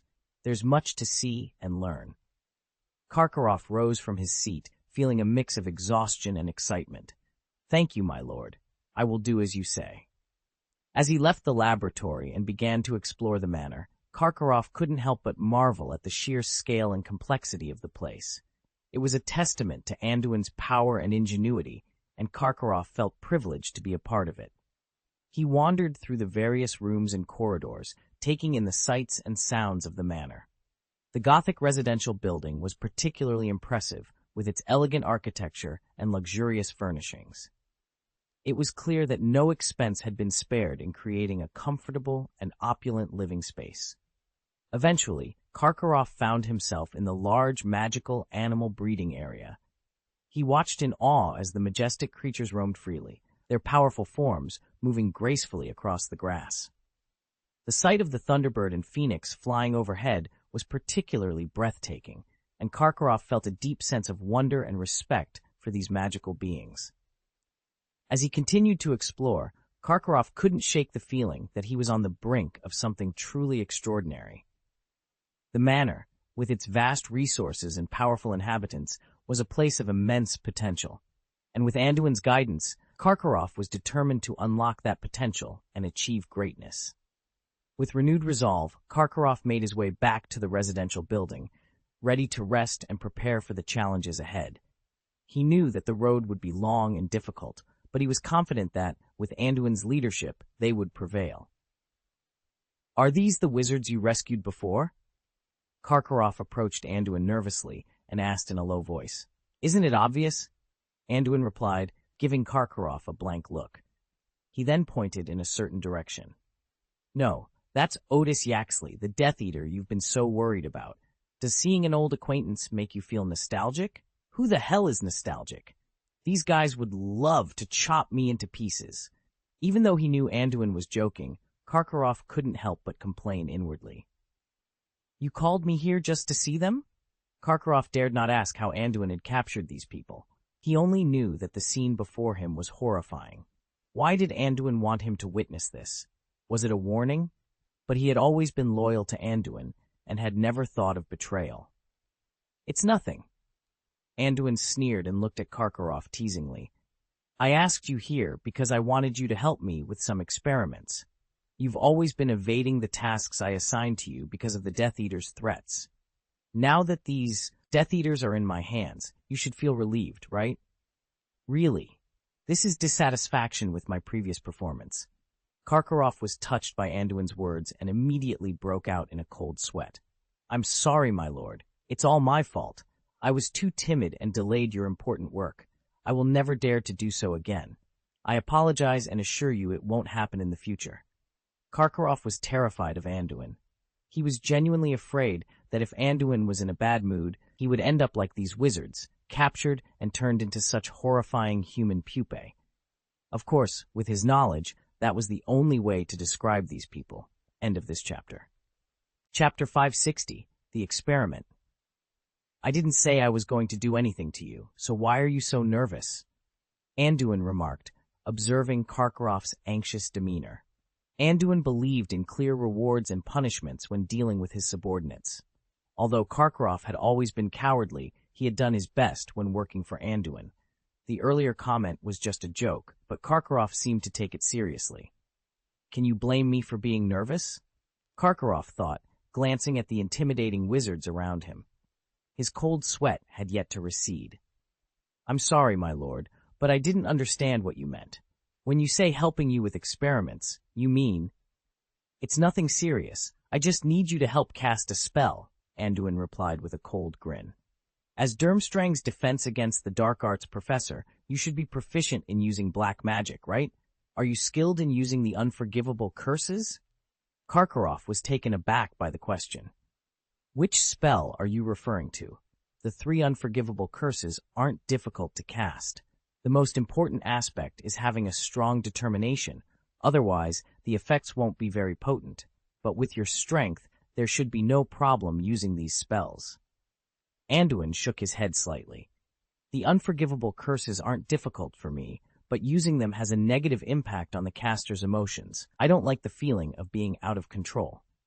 In fact, Anduin had tried practicing the unforgivable curses a long time ago. Compared to other black magic, the 3 unforgivable curses are defined as unforgivable, not only because they have no cure, but also because their core base runes are the profound soul runes. Casting these spells directly affects the caster's soul, magnifying the dark side of their heart. Most of these effects are long-term and stubborn, making them difficult to correct, much like an addiction. Overuse can even permanently alter a person's character. Among the curses, the Imperious Curse increases possessiveness, the Killing Curse fosters bloodthirsty habits, and the Cruciatus Curse amplifies the desire for destruction and torture. Therefore, despite his deep study of spells, Anduin was unwilling to use the unforgivable curses due to their mind-distorting effects. Anduin then led Karkaroff to Otis Yaxley. You should be proficient in using the Cruciatus Curse. I need you to continue casting it on him until I tell you to stop. Keep using the Cruciatus Curse on Otis? Karkaroff trembled at the thought. Why did Anduin hate Otis so much? What had Otis done to deserve this? Otis, who was still conscious, couldn't help but widen his eyes in shock. He had never seen the young wizard in front of him, so why was he being so cruel? The more Otis thought about it, the more puzzled he became. He wanted to reason with the 2 men, but Anduin had no interest in listening to a captive. The alchemy mask binding Otis's mouth was highly effective, preventing him from making any sound despite his efforts. Hurry up! Don't waste time! Anduin urged Karkaroff, ignoring Otis's desperate expression. Oh, yes! Karkaroff replied obediently, though he didn't understand Anduin's intentions. He glanced at Otis helplessly. Otis, don't blame me. I'm forced to do this. Besides, you wanted to tear me to pieces when you saw me before. I'm not sorry for you, Karkaroff thought to himself. He gritted his teeth, drew his wand, and cast the Cruciatus Curse on Otis. Crucio! Otis's brain went blank from the heart-wrenching pain, and he could only howl instinctively. The agony was overwhelming, and he could barely think. His howling sound even penetrated the alchemy mask designed to seal sound, allowing a faint moan to escape. As Karkaroff began casting the spell, he kept a close eye on Anduin, uncertain how long his Cruciatus curse would last. However, after maintaining the spell for more than 10 seconds, Anduin remained unresponsive, calmly staring at Otis in front of him. Despite the ferocity of Otis's expression, Anduin's eyes betrayed no emotion, as if he were observing a dispensable lab rat rather than a human being. Noticing Anduin's reaction, Karkaroff felt a tingling sensation in his scalp, as if he were the one struck by the Cruciatus curse. How cold-blooded must a person be to remain indifferent to such a scene? Is Otis so despised by Anduin? But at that moment, Anduin was unconcerned with the feelings of Karkaroff and Otis. He was merely observing the state of his experimental material. Stop! Finally, after more than 30 seconds of continuous casting, Anduin commanded Karkaroff to halt. By now, Karkaroff's expression had become extremely ferocious. The influence of the unforgivable curse was no joke, and his mind was filled with violent emotions. "Keep casting the spell," Anduin ordered Otis again before Karkaroff could catch his breath. "Ah? Continue?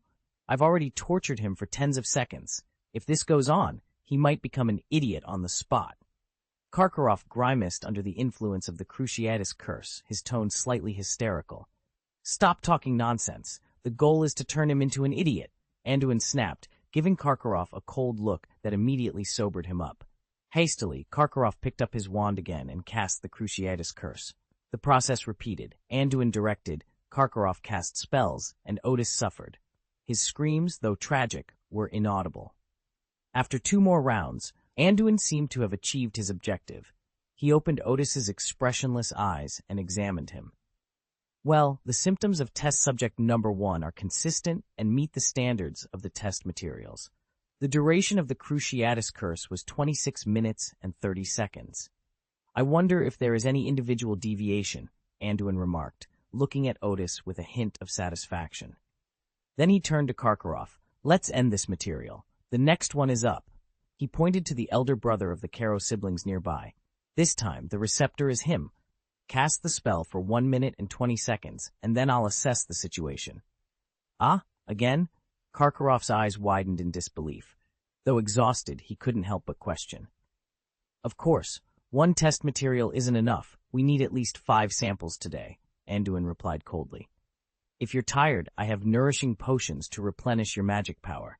"No, Karkaroff stammered, but seeing Anduin's resolute expression, he reluctantly pointed his wand at the terrified Electo Caro. In the ensuing period, Karkaroff experienced true torture. Casting the Cruciatus curse repeatedly was not only tormenting others, but also himself. Continuously casting spells, especially an unforgivable curse, was no simple task. The negative impact of the Cruciatus curse on him intensified, and Karkaroff's expression grew increasingly ferocious, making him look quite terrifying. After observing this, Anduin thoughtfully provided Karkaroff with several potions, including a euphoric potion to lift his spirits and a sedative potion to calm his emotions. However, the prolonged use of the Cruciatus curse had taken a toll on Karkaroff. Even though he began to derive a twisted pleasure from torturing others, this realization made him anxious. He feared becoming a monster controlled by tyrannical emotions. Fortunately, Anduin was not a true devil.